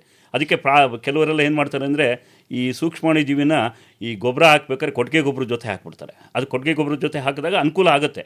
ಯಾಕಂದರೆ ಇನ್ನೂ ಮರಿಗಳು ಸಣ್ಣ ಹಂತದಲ್ಲಿರುತ್ತೆ, ಮೊದಲನೇ ಹಂತದಲ್ಲಿ ಅವು ಬರೀ ಗೊಬ್ಬರನೇ ತಿನ್ನೋದ್ರಿಂದ ಅದ್ರ ಜೊತೆ ಕಾಂಟ್ಯಾಕ್ಟ್ ಬಂದಾಗ ಸುಮಾರು ಈ ಸೂಕ್ಷ್ಮಾಣು ಜೀವಿ ಗೊಬ್ಬರದುಳು ಜೊತೆ ಸೇರಿಕೊಂಡಾಗ ಸುಮಾರು 10-15 ದಿನ ಬೇಕದು ಸಾಯಲಿಕ್ಕೆ. ಸತ್ತಾಗ ಏನಾಗುತ್ತೆ, ಸತ್ತ ತಕ್ಷಣ ಅದರೊಳಗಿರೋಂಥ ಸೂಕ್ಷ್ಮಾಣು ಜೀವಿ ಅಲ್ಲೇ ಭೂಮಿಲಿ ಹರಡುತ್ತೆ, ನೆಕ್ಸ್ಟ್ ಬರೋಕ್ಕೆ ಹೋಗುತ್ತೆ. ಹಾಗಾಗಿ ಇದು ನೇಚರಲ್ ಕೂಡ ನಡೀತಿರುವಂಥ ಒಂದು ಕ್ರಿಯೆ. ಒಂದು ಕಡೆ ಈ ವರ್ಷ ಕಬ್ಬಿನ ಗದ್ದೆಯಲ್ಲಿ ಸಿಕ್ಕಾಬಟ್ಟೆ ರೂಟ್ ಗಬ್ಸ್ ಬಂದು ಹಾಳಾಗಿತ್ತು ಅಂತ ಅಂದ್ಕೊಂಡ್ರೆ, ಮುಂದಿನ ವರ್ಷವೇ ಅಲ್ಲೇ ಬರುತ್ತೆ ಅಂತ ಇಲ್ಲ, ಗ್ಯಾರಂಟಿ ಇಲ್ಲ. ಹೊಸ್ದಾಗಿ ಅವ್ರು ಕಬ್ಬು ಹಾಕಿದ್ರು ಕೂಡ ಯಾಕೆ ಬರೋಲ್ಲ ಅಂದರೆ, ಈಗಾಗಲೇ ಇದು ಎಲ್ಲ ಜನಸಂಖ್ಯೆ ಎಲ್ಲ ಹುಳುಗಳಲ್ಲೂ ನಡೆಯೋದು ಒಂದೇ. ಯಾವಾಗ ಜಾಸ್ತಿ ಸಂಖ್ಯೆಯಲ್ಲಿ ಹುಳುಗಳು ಹಾಕ್ತವೆ ಅಲ್ಲಿಗೆ ಅವಕ್ಕೆ ರೋಗ ರುಜಿನಗಳು ಜಾಸ್ತಿ ಬರೋಕ್ಕೆ ಶುರುವಾಗುತ್ತೆ. ಒಂದು ಸಲ ರೋಗ ರುಜಿನ ಬಂದಾಗ ತಿರ್ಗಿ ವಾಪಸ್ಸು ಮುಂದಿನ ಜನ್ರೇಷನ್ ಏನಾದರೂ ಬಂದು ಅಲ್ಲೇ ಮೊಟ್ಟೆ ಇಟ್ಟರೆ ಅವು ಬದುಕಲ್ಲ, ಅವು ಜಾಸ್ತಿ, ಅವಕ್ಕೂ ಕೂಡ ರೋಗ ಬರೋಕ್ಕೆ ಅನುಕೂಲ ಆಗುತ್ತೆ. ಇದೇ ಥರ ಒಂದು ನೆಮಟೋಡ್ ಅಂತ ಹೇಳ್ತೀವಿ ನಾವು. ನೆಮಟೋಡ್ ಕನ್ನಡದಲ್ಲಿ ಜಂತುಹುಳ. ಆ ಜಂತುಹುಳ ಕೂಡ ಇದೆ. ಆ ಜಂತುಹುಳನೂ ಕೂಡ ಇದೇ ಥರ ಕಮರ್ಷಿಯಲ್ ಪ್ರಾಡಕ್ಟ್ ಇದು ಸಿಕ್ಕುತ್ತೆ. ಅದನ್ನು ಕೂಡ ನಾವು ಎಲ್ಲಿ ರೂಟ್ ಗ್ರಬ್ ಅಥವಾ ವೈಟ್ ಗ್ರಬ್ ಬಂದಿದೆ ಅಂತ ಹೇಳ್ತೀವೋ ಅಂಥ ಸಂದರ್ಭದಲ್ಲಿ ಆ ಭೂಮಿನಲ್ಲಿ ಇದೇ ರೀತಿ ಭೂಮಿನಲ್ಲಿ ಸ್ಪ್ರೇ ಮಾಡೋವಂಥದ್ದು ಸಿಕ್ಕುತ್ತೆ. ಮತ್ತು ಇದು ಉಳುಮೆ ಮಾಡ್ಬೇಕಾದ್ರೆ ಹಾಕಿದ್ರೆ ಭಾಳ ಅನುಕೂಲ. ಹಾಕಿದಾಗ ಒಂದು ಸಲ ಹಾಕಿದ ನಂತರ ತೇವಾಂಶ ಮೇಂಟೈನ್ ಮಾಡೋದು ಭಾಳ ಇಂಪಾರ್ಟೆಂಟ್. ಆಮೇಲೆ ಇದು ಜಂತುಹುಳ ಕೂಡ ಅಷ್ಟೇ ವೆರಿ ಸ್ಪೆಸಿಫಿಕ್. ಅದು ಇದೇನಾಗುತ್ತೆ, ಎಲ್ಲ ಸ್ಟ್ರೈನ್ಗೂ ಕೆಲಸ ಮಾಡಲ್ಲ, ಬಟ್ ಕೆಲವಕ್ಕೆ ಮಾಡುತ್ತೆ. ಅದು ಹಾಕಿದಾಗ ಸ್ವಲ್ಪ ದಿನದಲ್ಲೇ ಅದು ಒಂದು ಹುಳನ ಇನ್ಫೆಕ್ಟ್ ಮಾಡಿದ್ಮೇಲೆ ಸುಮಾರು ಒಂದು 15-20 ದಿನ ಅಥವಾ 1 ತಿಂಗಳು ಬೇಕಾಗುತ್ತೆ ಅದು ಕಂಪ್ಲೀಟಾಗಿ ರೋಗಾಣು ತರಿಸಲಿಕ್ಕೆ. ತಂದಮೇಲೆ ಅಲ್ಲಿ ಸತ್ತೋಗುತ್ತೆ. ಸತ್ತ ನಂತರ ಆ ಜಂತುಹುಳ ಅಲ್ಲೇ ಉಳಿದಿರುತ್ತೆ. ಮುಂದೆ ಏನಾದರೂ ಅಲ್ಲಿ ಆ ಜಾಗದಲ್ಲಿ ಮತ್ತೊಮ್ಮೆ ಏನಾದ್ರು ರೂಟ್ ಗಬ್ಸ್ ಬಂದಾಗ ಅದಕ್ಕೆ ಅನುಕೂಲ ಆಗಿ ಸಾಯಿಸ್ಲಿಕ್ಕೆ ಅನುಕೂಲ ಆಗುತ್ತೆ. ಡಾಕ್ಟ್ರೇ, ಈಗ ಗೆದ್ದಲು ಕೂಡ ಒಂದು ಭಾಳ ಪ್ರಧಾನವಾದ ಸಮಸ್ಯೆನೇ. ಆದರೆ ಒಂದಷ್ಟು ಜನ ಇದ್ದರೆ ಒಳ್ಳೆಯದು ಅಂತಾರೆ, ಒಂದಷ್ಟು ಜನ ಅಯ್ಯೋ ಗೆದ್ದಲು ಮಾತ್ರ ಇರಬಾರ್ದು ಅಂತಾರೆ. ಈಗ ಕೀಟ ತಜ್ಞರಾಗಿ ಅದನ್ನು ನಿರ್ವಹಣೆ ಮಾಡೋದು ಹೇಗೆ ಅಂತೀರಿ? ನನ್ನ ಒಂದು 40 ವರ್ಷದ ಅನುಭವದಲ್ಲಿ ಗೆದ್ದಲಿದ್ದಂಥ ಭೂಮಿ ಭಾಳ ಫಲವತ್ತಾದ ಭೂಮಿ ಅಂತ ಹೇಳ್ತೀನಿ ನಾನು. ಇಷ್ಟು ರಿಫ್ಲೆಕ್ಟ್ಸ್ ದಿ ರಿಸೋರ್ಸ್. ಭಾಳ ಒಳ್ಳೆಯ ಭೂಮಿ ಅಂತ ಹೇಳೋದು ನನ್ನ ಪ್ರಕಾರ ಆಗುತ್ತೆ. ಯಾಕೆಂದರೆ ಗೆದ್ದಲಲ್ಲಿ ಭಾಳ ವಿಧಗಳಿವೆ. ಕೆಲವು ಭೂಮಿ ಮೇಲೆ ಕಟ್ಟುವಂಥ ಇದೆ, ಭೂಮಿ ಒಳಗಡೆನೇ ಗೂಡು ಕಟ್ಟುವಂಥವಿದೆ. ಬಟ್ ಅದು ಸಂಪೂರ್ಣವಾಗಿ ಪ್ರತಿಯೊಂದು ಗೆದ್ದಲು ಕೂಡ ಅವತ್ತು ಮಾಡುವಂಥ ಕಾರ್ಯ ಇದೆಲ್ಲ ಲಿಗ್ನಿನ್ ಅಂತ ಹೇಳ್ತೀವಿ ನಾವು. ಯಾವುದೇ ಒಂದು ಮರದ ಅಂಶದಾಗಲಿ ಗಿಡದಲ್ಲಾಗಲಿ ಸಿಗುವಂಥ ಒಂದು ಸೆಲ್ಲಲ್ಲಿ ಅದೇ ಬರುವಂಥ ಲಿಗ್ನಿನ್ ಅಂತ ಕರಿತೀವಿ. ಅದನ್ನು ವಾಪಸ್ಸು ನ್ಯೂಟ್ರಿಯೆಂಟ್ಸ್ ಕೊಟ್ಟು ಭೂಮಿಗೆ ಕೊಡುವಂಥ ಒಂದು ಕೆಲಸ. ಬಹುಶಃ ನಮ್ಮ ಏಷ್ಯಾದಲ್ಲಿ ಇರೋದು ಗೆದ್ದಲು. ಏಷ್ಯಾದಲ್ಲಿ ಗೆದ್ದಲಿಲ್ಲದೆ ಹೋಗಿದರೆ ಇವತ್ತು ಭೂಮಿ ಮೇಲೆ ಬರೀ ಮರನೇ ಉಳಿದಿರೋದು. ಯಾಕಂದರೆ ಅದು ಕರಗ್ಸೋಕೆ ಆಗ್ತಿರಲಿಲ್ಲ ಯಾರೂ. ಇಡೀ ಪ್ರಪಂಚನೇ ಮರ ಡಿಕೆ ಆಗದಂಗೆ ಕೊಳಿದೇದಂಗೆ ಬಿದ್ದೋಗಿರೋದು ಕಂಪ್ಲೀಟ್. ಹಾಗಾಗಿ ಅದನ್ನು ನಮ್ಮ ಭೂಮಿಯಲ್ಲಿ ಇವತ್ತು ಪೋಷಕಾಂಶನ ವಾಪಸ್ ತಂದು ಬಿಡೋದ್ರೊಳಗೆ ನಂಬರ್ 1 ಇರೋದು ಗೆದ್ದಲು. ಮತ್ತು ಇನ್ನೊಂದು ಏನಪ್ಪ ಗೆದ್ದಲು ಬಗ್ಗೆ ತಪ್ಪು ಅಭಿಪ್ರಾಯ ತಿಳ್ಕೊಂಡಿದ್ದಾರೆ ಅಂದರೆ, ಗೆದ್ದಲು ಯಾವತ್ತೂ ಬದುಕಿರುವಂಥ ಟಿಶ್ಯೂ ತಿನ್ನೋದಿಲ್ಲ, ಬದುಕಿರುವಂಥ ಅಂಗಾಂಶನ ತಿನ್ನಲ್ಲ. ಅದು ಯಾವುದು ತಿನ್ನಲ್ಲ. ಅದು ಏನಿದ್ರೂ ಅದು ತಿನ್ನೋದು ಮಾತ್ರ ಒಣಗಿರುವಂಥದ್ದು. ತೊಗಟೆ ಆಗಿರ್ಬೋದು, ಬಿದ್ದಿರುವಂಥ ಮರ ಆಗಿರ್ಬೋದು, ಹುಲ್ಲಾಗಿರ್ಬೋದು, ಒಣಗಿರುವಂಥ ಹುಲ್ಲು. ಮತ್ತು ಅದು ಹಸಿರಾಗಿರುವಂಥ ಗಿಡಗಳಾಗಲಿ, ಹಸಿರಾಗಿರುವಂಥ ಎಲೆ ಆಗಲಿ, ಹಸಿರಾಗಿರುವಂಥ ಗಿಡನ ತಿನ್ನೋದಿಲ್ಲ. ಇದು ಏನಾಗುತ್ತೆ, ಕೆಲವು ಸಲ ತೆಂಗಿನ ನರ್ಸರಿನಲ್ಲಿ ಬೇರೆ ಯಾವುದೋ ಕಾರಣದಿಂದ ಅಲ್ಲಿ ರೋಗ ಬಂದಿರುತ್ತೋ ಅಥವಾ ಏನೋ ಕಾಯಿಲೆ ಆಗಿರುತ್ತೆ. ಅದನ್ನು ಆಮೇಲೆ ಟರ್ಮೈಟ್ ಏನಾಗುತ್ತೆ, ಅಲ್ಲಿ ಒಣಗಿರೋ ಅಂಶ ಕಾಣಿಸ್ತು ಅಂದ್ಬಿಟ್ಟು ಅದು ಗೆದ್ದಲಿಗೆ ಕಟ್ಟಿದಾಗ ಇದು ಗೆದ್ದಲಿಂದ ಆಗಿದೆ ಅಂತ ತಿಳ್ಕೊಂಡ್ಬಿಡ್ತಾರೆ. ಭಾಳ ತಪ್ಪು ತಿಳ್ಕೊಂಡಿದ್ದಾರೆ ಪ್ರತಿಯೊಬ್ಬರು ಕೂಡ. ಆಮೇಲೆ ಅಡಿಕೆನಲ್ಲಿ ಕೂಡ ಅಷ್ಟೇ. ಅಡಿಕೆನಲ್ಲಿ ಯಾವಾಗಲೂ ಗೆದ್ಲು ಇದರಿಂದ ನನ್ನ ಮರ ಹಾಳಾಗೋಯ್ತು ಅಂತ ಹೇಳ್ತಾರೆ. ಅದು ಅಡಿಕೆನಲ್ಲಿ ಆಗೋದು ಕಾರಣ ಏನಪ್ಪ ಅಂತಂದರೆ ಸೌತ್ ವೆಸ್ಟ್ ಸೂರ್ಯ ಬರುತ್ತಲ್ಲ ಮಾರ್ಚ್ ತಿಂಗಳಲ್ಲಿ, ಫೆಬ್ರವರಿ ಮಾರ್ಚ್ ತಿಂಗಳಲ್ಲಿ ಬರುವಂಥ ಬಿಸಿಲು ಏನಾಗುತ್ತೆ, ಸೂರ್ಯ ಮುಳುಗೋ ಹೊತ್ತಲ್ಲಿ ಬೀಳುವಂಥ ಬಿಸಿಲು ಅಡಿಕೆ ಗಿಡದ ಮೇಲೆ ಬಿದ್ದಾಗ ಆ ಭಾಗ ಒಣಗಕ್ಕೆ ಶುರುವಾಗುತ್ತೆ. ಯಾಕೆಂದರೆ ಇದರ ವಾತಾವರಣದಲ್ಲಿ ತಣ್ಣಗಿರುತ್ತೆ, ಬಿಸಿಲು ಬಿಡ್ತದೆ, ಮೈ ಚುರು ಅಂತ ಹೇಳೋದು ಅದೇ ರೀತಿ ಅದಾಗಿ ಹಳದಿ ಬಣ್ಣ ಆಗಿ ಅಡಿಕೆ ಒಣಗಕ್ಕೆ ಶುರುವಾಗುತ್ತೆ. ಯಾವಾಗ ಅಲ್ಲಿ ಒಣಗಕ್ಕೆ ಶುರುವಾಯಿತೋ ಸ್ವಲ್ಪ ದಿನ ಆದಮೇಲೆ ಅದು ಡೆಡ್ ಶೀಶು ಆಗುತ್ತೆ, ಅಂದರೆ ಸತ್ತೋಗಿರೋ ಅಂಗಾಂಶ ಆಗುತ್ತೆ. ಅಲ್ಲಿ ಈ ಗೆದ್ಲು ತಿನ್ನೋಕ್ಕೆ ಶುರುವಾಗುತ್ತೆ ಸತ್ತಿರೋ ಅಂಗಾಂಶದ ಮೇಲೆ. ಆಮೇಲೆ ಪೊಟ್ರೆ ಆದಂಗೆ ಆಗ್ಬಿಡುತ್ತೆ. ಆದರೆ ಎಲ್ಲರೂ ಏನು ಮಾಡ್ತಾರೆ ಅಂದರೆ ಇದು ಕಾಸು ನೋಡಪ್ಪ ಗೆದ್ಲು ತಿಂದ್ಬಿಟ್ಟಿದೆ ಅಂತ ಹೇಳ್ತಾರೆ. ಗೆದ್ಲಲ್ಲ ಅದು, ಆ್ಯಕ್ಚುಲಿ ಅದು ಆಗ್ತಿರೋದು ಬಿಸಿಲಿಂದ ಆಗಿರೋದು. ಬಿಸಿಲಿಂದ ಆದಮೇಲೆ ಅಲ್ಲಿ ಅಂಗಾಂಶ ಸತ್ತೋಗಿರೋ ಅಂಗಾಂಶ ಸಿಕ್ಕಿರೋದ್ರಿಂದ ಗೆದ್ಲು ತಿಂದಿದೆ. ಬಟ್ ಇಲ್ಲಿ ತೆಂಗಿನಲ್ಲಾಗಲಿ ಅಡಿಕೆನಲ್ಲಾಗಲಿ ಗೆದ್ಲನ್ನ ಉಳ್ಸೋಕ್ಕೆ ಭಾಳ ಸುಲಭ. ಆ ತೆಂಗಿನಲ್ಲಿಂತೂ ಕೂಡ ನಾನೇ ಒಂದು ಅರಸೀಕೆರೆಯಲ್ಲಿದ್ದಾಗ ಒಂದು ಪ್ರಯತ್ನ ಮಾಡಿದ್ದೆ. ಏನಪ್ಪ ಅಂದರೆ ಈ ತೆಂಗಿನ ಮರದಲ್ಲಿ 10 ವರ್ಷಕ್ಕಿಂತ ದೊಡ್ಡದಾಗಿರೋ ಮರಗಳು ಚೇಗು ಬಂದಿರುತ್ತೆ ಮರಗಳು, ಅಲ್ಲಿಗೆ 1 ಅಡಿ ಕೆಳಗಡೆಯಿಂದ ಬಿಟ್ಟು ಒಂದು 3 ಇಂಚದು ಈ ಕೋಲ್ ಟಾರ್ ಬರುತ್ತಲ್ಲ, ಟಾರು ರಸ್ತೆಗೆ ಹಾಕಿರೋ ಟಾರು, ಇವತ್ತಿಂದ ಅಲ್ಲ ಟಾರ್ ಅದು ನಾನು ಹೇಳ್ತಿರೋದು, ಬಿಸಿ ಮಾಡಿ ಕಾಯಿಸ್ಬೇಕಾಗಿತ್ತು ಅದು ಲಿಕ್ವಿಡ್ ಮಾಡೋಕ್ಕೆ ಟಾರ್. ಅದನ್ನು ಒಂದು ಪಟ್ಟಿ ಬೆಳೆದ್ಬಿಟ್ರೆ 3 ಇಂಚಿನ ಪಟ್ಟಿ. ಈಗ ನಾನು 30 ವರ್ಷದಿಂದ ಆ ಪಟ್ಟಿ ಬೆಳೆದಿದ್ದೀನಿ ಅರಸೀಕೆರೆಯಲ್ಲಿ ಸಂಶೋಧನಾ ಕೇಂದ್ರದಲ್ಲಿ. ಇವತ್ತಿಗೂ ಕೂಡ ಅಲ್ಲಿ ಅದ್ರ ಮೇಲೆ ಟರ್ಮೈಟ್ಸ್ ಬರ್ತಾಯಿಲ್ಲ. 30 ವರ್ಷ ಆದರೂ ಕೂಡ ಟರ್ಮೈಟ್ಸ್ ಬರ್ತಾಯಿಲ್ಲ, ಗೆದ್ದಲು ಬರ್ತಾಯಿಲ್ಲ. ಸೊ ಗೆದ್ದಲು ಬಂದರೆ ನಾನು ಹೇಳಿದ್ನಲ್ಲ, ಗೆದ್ದಲು ಬಂದರೆ ನಿಮ್ಮ ಭೂಮಿ ತುಂಬ ಫಲವತ್ತಾಗಿದೆ ಅಂತ ತಿಳ್ಕೊಬೋದು. ಈಗ ಸ್ವಲ್ಪ ದಿನದಿಂದ ನಾನು GKVKಗೆ ನಾನು 30 ವರ್ಷ ಆದಮೇಲೆ ಸಂಶೋಧನೆ ಮಾಡ್ತಿದ್ದೆ. ಈಗ ಅದನ್ನ ಏನು ನಡೀತಾ ಇದೆ ಕಾಡಲ್ಲಿ ನೋಡೋಣ ಅಂತ ಹೋಗಿದ್ದೆ. ಹೋದಾಗ ಅಲ್ಲಿ ಸುಮಾರು ಒಂದು 5 ಸ್ಪೀಷೀಸ್ ಟೈಗರ್ ಬೀಟ್ಲ್ ಅಂತ ಅನ್ನೋದು, ಒಂದು ಸ್ಪೀಷೀಸ್ ಆ್ಯಂಟು, ಒಂದು ಸ್ಪೀಷೀಸ್ ಸ್ಕಾರ್ಪಿಯನ್ ಚೇಳಿತ್ತು, ಅವೆಲ್ಲ ಒಟ್ಟೋಗಿತ್ತು. ನಾನು ಹೋಗಿ ನೋಡ್ತಾ ಇದ್ವಿ. ನೋಡಿದಾಗ ಯಾಕಪ್ಪ ಹಿಂಗೆಲ್ಲ ಈ ಸ್ಪೀಷೀಸ್ ಎಲ್ಲ ಹೋಗಿದೆ ಅಂತ ನೋಡಿದಾಗ ಅಲ್ಲಿ ನೋಡಿದ್ದು ಆಶ್ಚರ್ಯ ಆಗಿದ್ದೇನು ಅಂದರೆ ಅಲ್ಲಿ ಟರ್ಮೈಟ್ಸ್ಗೆ ಕಮ್ಮಿ ಆಗ್ಬಿಟ್ಟಿತ್ತು. ಅಲ್ಲಿ ಟರ್ಮೈಟ್ಸ್ ಇದ್ದಿದ್ದು ತುಂಬ ಸಂಖ್ಯೆಯಲ್ಲಿತ್ತು ಅಲ್ಲಿ ಗೆದ್ದಲದ ಗೂಡುಗಳು. ಇವತ್ತು ನೋಡಿದಾಗ ನಮಗೆ ಇಡೀ ಜಮೀನು ಹುಡುಕಿದ್ರೆ, ಅಲ್ಲಿ ಕಾಡು ಹುಡುಕಿದ್ರು ಕೂಡ ಅಲ್ಲೊಂದು 1-2 ಟರ್ಮೈಟ್ ಗೂಡು ನೋಡಿದ್ವಿ. ಮೊದಲು 100 ಗೂಡು ನೋಡ್ತಿದ್ವಿ ನಾವು. ಸೊ ಹಾಗಾಗಿ ಟರ್ಮೈಟ್ಸ್ ಅನ್ನೋದು, ಗೆದ್ದಲು ಅನ್ನೋದು ಭಾಳ ಅವಶ್ಯಕತೆ ನಮ್ಮ ಭೂಮಿನಲ್ಲಿ. ಅದು ಇಲ್ಲದೆ ಹೋದರೆ ಮುಂದಿನ ದಿನಗಳಲ್ಲಿ ಫಲವತ್ತತೆ ತುಂಬ ಕಡಿಮೆ ಆಗೋಕ್ಕೆ ಶುರುವಾಗುತ್ತೆ. ಆದರೆ ನೀವು ಗೆದ್ದಲು ಯಾವುದ್ರೊಳಗೆ ಸಮಸ್ಯೆ ಇದೆ ಅಂತ ಹೇಳಿದ್ರೆ ನಾನು ಅದಕ್ಕೆ ಹೇಳ್ತೀನಿ ಯಾವ ಥರ ಹತೋಟಿ ಮಾಡ್ಬೋದು. ಫಾರ್ ಎಕ್ಸಾಂಪಲ್ ಏನಪ್ಪ, ತೆಂಗಿನ ನರ್ಸರಿ ಇರುತ್ತೆ, ಸಸಿ ಮಡಿನಲ್ಲಿ ಏನಾಗುತ್ತೆ, ನೀವು ಪ್ರತಿದಿನ ನೀರು ಕೊಟ್ಟರೆ ಅಲ್ಲಿ ಟರ್ಮೈಟ್ಸ್ ಬರೋದಿಲ್ಲ, ಗೆದ್ದಲು ಬರೋದಿಲ್ಲ. ಯಾವುದೇ ಸಸಿ ಮಡಿನಲ್ಲಾಗಲಿ ಕೂಡ ಒಣಗಕ್ಕೆ ಬಿಡಬಾರ್ದು ಅಷ್ಟೇ ನಾವು. ಯಾಕಂದರೆ ಈ ಗೆದ್ದಲು ಏನಾಗುತ್ತೆ ಅಂದರೆ, ಈ ಗೆದ್ದಲನ್ನ ಜಾಸ್ತಿ ಹಾವಳಿ ನೀವು ಯಾವಾಗೂ ನೋಡೋದು ಯಾವಕ್ಕೆ ಗೊತ್ತಾ, ಈ ಫೆಬ್ರವರಿ ಮಾರ್ಚ್ ತಿಂಗಳಲ್ಲಿ. ಮರದ ಮೇಲೆಲ್ಲ ಮಣ್ಣು ತೊಗೊಂಡು ಕಟ್ಟಿರುತ್ತೆ. ಕಾರಣ ಏನಪ್ಪ ಅಂದರೆ ಆಗ ಮಳೆಗಾಲ ಅಲ್ಲ, ಅದು ಮಳೆಗಾಲ ಇಲ್ಲದೆ ಇರೋದ್ರಿಂದ ಅವು ಏನಾಗುತ್ತೆ, ಮಣ್ಣು ಎತ್ಕೊಬಂದು ಟರ್ಮೈಟ್ ಶೀಟಿಂಗ್ ಅಂತ ಕರಿತೀವಿ ನಾವು, ಅದನ್ನು ಕಟ್ಬಿಟ್ಟು ಅದರೊಳಗಿರುವಂಥ ಒಣಗಿರುವಂಥ ತೊಗಟೆನ ಕೆರಿತಾ ಇರುತ್ತದು. ಅದು ಆ್ಯಕ್ಚುಲಿ ಮರನ ಹಾಳು ಮಾಡಲ್ಲ. ಬಹುಶಃ ನಾವು ಹಿಂದೆ ಈ ಇದರೊಳಗೆ ಎವಲ್ಯೂಷನರಿ ಬಯಾಲಜಿ ಅಂತ ಹೇಳ್ತೀವಿ, ಅದರೊಳಗೆ ನೋಡಿದ್ರೆ ಈ ಮರಗಳು ಮತ್ತು ಟರ್ಮೈಟ್ಸು ಕೋಎವಲ್ಯೂಷನ್ ಒಟ್ಟೊಟ್ಟಿಗೆ ಬೆಳೆದೆ. ಮರಗಳಿಗೆ ತೊಗಟೆ ಜಾಸ್ತಿ ಆಗ್ತಾ ಹೋಯಿತು. ಕಾರಣ ಏನಪ್ಪ ಅಂದರೆ ಟರ್ಮೈಟ್ಸ್ ಅಟ್ಯಾಕ್ ಮಾಡ್ತಿದ್ದಂಗೆ. ಹಾಗಾಗಿ ತೊಗಟೆ ಇರಲೇಬೇಕು ಮರಕ್ಕೆ. ಆ ತೊಗಟೆ ಈ ಟರ್ಮೈಟಿಂದ ಪ್ರೊಟೆಕ್ಷನ್ ಕೊಡುತ್ತೆ. ಬಟ್ ಯಾವ ತೋಟದಲ್ಲಿ, ಯಾವ ಜಮೀನಿನಲ್ಲಿ ಅಥವಾ ಯಾವುದೇ ಮರದ ಹತ್ರ ಅಲ್ಲಿ ಟರ್ಮೈಟ್ಸ್ ಇದೆ ಅಂದರೆ, ಗೆದ್ದಲಿದೆ ಅಂದರೆ ನಿಜವಾಗಲ್ಲ ಭೂಮಿ ಪೊಲ್ಯೂಷನ್ ಫ್ರೀ ಅಂತ ಹೇಳ್ಬೋದು ನನ್ನ ಪ್ರಕಾರ. ಯಾಕೆಂದರೆ ಇವು ಟರ್ಮೈಟ್ಸ್ ಎಷ್ಟು ಸೆನ್ಸಿಟಿವ್ ಅಂತಂದರೆ, ಅವು ನೀವು ಅಲ್ಲಿ ಗೆದ್ದಲು ಕಟ್ಟಿರುತ್ತಲ್ಲ ಎಲೆಗಳ ಮೇಲೋ ಕಡ್ಡಿ ಮೇಲೆ ಎಲ್ಲಾದರೂ ಒಂಚೂರು ಓಪನ್ ಮಾಡಿ ಬಿಟ್ಟರೆ 2 ನಿಮಿಷದಲ್ಲಿ 3 ನಿಮಿಷದಲ್ಲಿ ಈ ಸನ್ಲೈಟಿಗೆ ಸತ್ತೋಗುತ್ತದು. They are so sensitive. ಆಮೇಲೆ ಅವು ಒಂದು ಚೂರು ಕೆಮಿಕಲ್ಸ್ ಏನಾದರೂ ಯಾವುದಾರ ಒಂದು ಚೂರು ವೇರಿಫೈರ್ ಆದರೆ, ಈ ಮರದಲ್ಲಿ ಏನಾದರೂ ನಾವು ಸ್ಪ್ರೇ ಮಾಡಿರೋದು ಫಂಜಿಸೈಡ್ ಅಥವಾ ಏನಾದರೂ ಸ್ಪ್ರೇ ಮಾಡಿರೋದನ್ನು ಏನಾದ್ರು ಸಿಕ್ಕಿದ್ರೆ ಅದನ್ನು ತೊಗೊಂಡೋದ್ರೆ ಅದು ಗೂಡು ಬೆಳೆಯೋಕ್ಕಾಗಲ್ಲ, ಸತ್ತೋಗುತ್ತವು. ಅಷ್ಟು ಸೂಕ್ಷ್ಮ ಅವು. ಅದನ್ನು ಒಂಥರ ಬಹುಶಃ ಮುಂದಿನ ದಿನಗಳಲ್ಲಿ ಈ ಟರ್ಮೈಟ್ಸ್ನ ಈ ಪೊಲ್ಯೂಷನ್ಗೆ, ಅಂದರೆ ಈ ಕೆಮಿಕಲ್ ಪೊಲ್ಯೂಷನ್ ಆಗ್ತಾ ಇದೆಯಲ್ಲ, ವಿಡಿಸೈಡ್ ಆಗಿರ್ಬೋದು, ಫಂಜಿಸೈಡ್ಸ್ ಆಗಿರ್ಬೋದು, ಇಲ್ಲ ಇನ್ಸೆಕ್ಟಿಸೈಡ್ಸ್ಗೆ ನೋಡ್ಕೋಬೇಕಾಗಿದ್ದು. ಯಾಕೆಂದರೆ ಅದರಿಂದ ಇಂಡಿಕೇಟರ್ ಆಗ್ಬೋದು. ನಾನು ಈಗಾಗಲೇ GKVKಲ್ಲಿ ನೋಡಿದಾಗ ನಮಗೆ ಭಾಳ ಆಶ್ಚರ್ಯ ಆಯಿತು. ಅವತ್ತು ನೋಡ್ತಿದ್ದಂಥ ಸಂಖ್ಯೆ ಇವತ್ತು ಭಾಳ ಕಡಿಮೆ ಆಗಿದೆ. ಇವತ್ತು ಕೂಡ ನಾನು ನೋಡ್ತಿರ್ತೀನಿ ಟರ್ಮೈಟ್ ದಾರಿಲಿ ಹೋಗ್ಬೇಕಾರೆ. ಅಲ್ಲ, ಹಿಂದೆಲ್ಲ ಗೆದ್ದಲು ಹತೋಟಿ ಮಾಡಬೇಕು ಅಂದರೆ ಹುತ್ತದಲ್ಲಿರೋ ರಾಣಿ ಹಿಡೀರಿ, ಅದನ್ನು ತೆಗೆದು ಸಾಯಿಸಿ ಅಂತೆಲ್ಲ ಹೇಳೋರಲ್ಲ, ಅದರದ್ದೇನು ಅಗತ್ಯ ಇಲ್ಲ ಅಂತೀರಾ ನೀವು?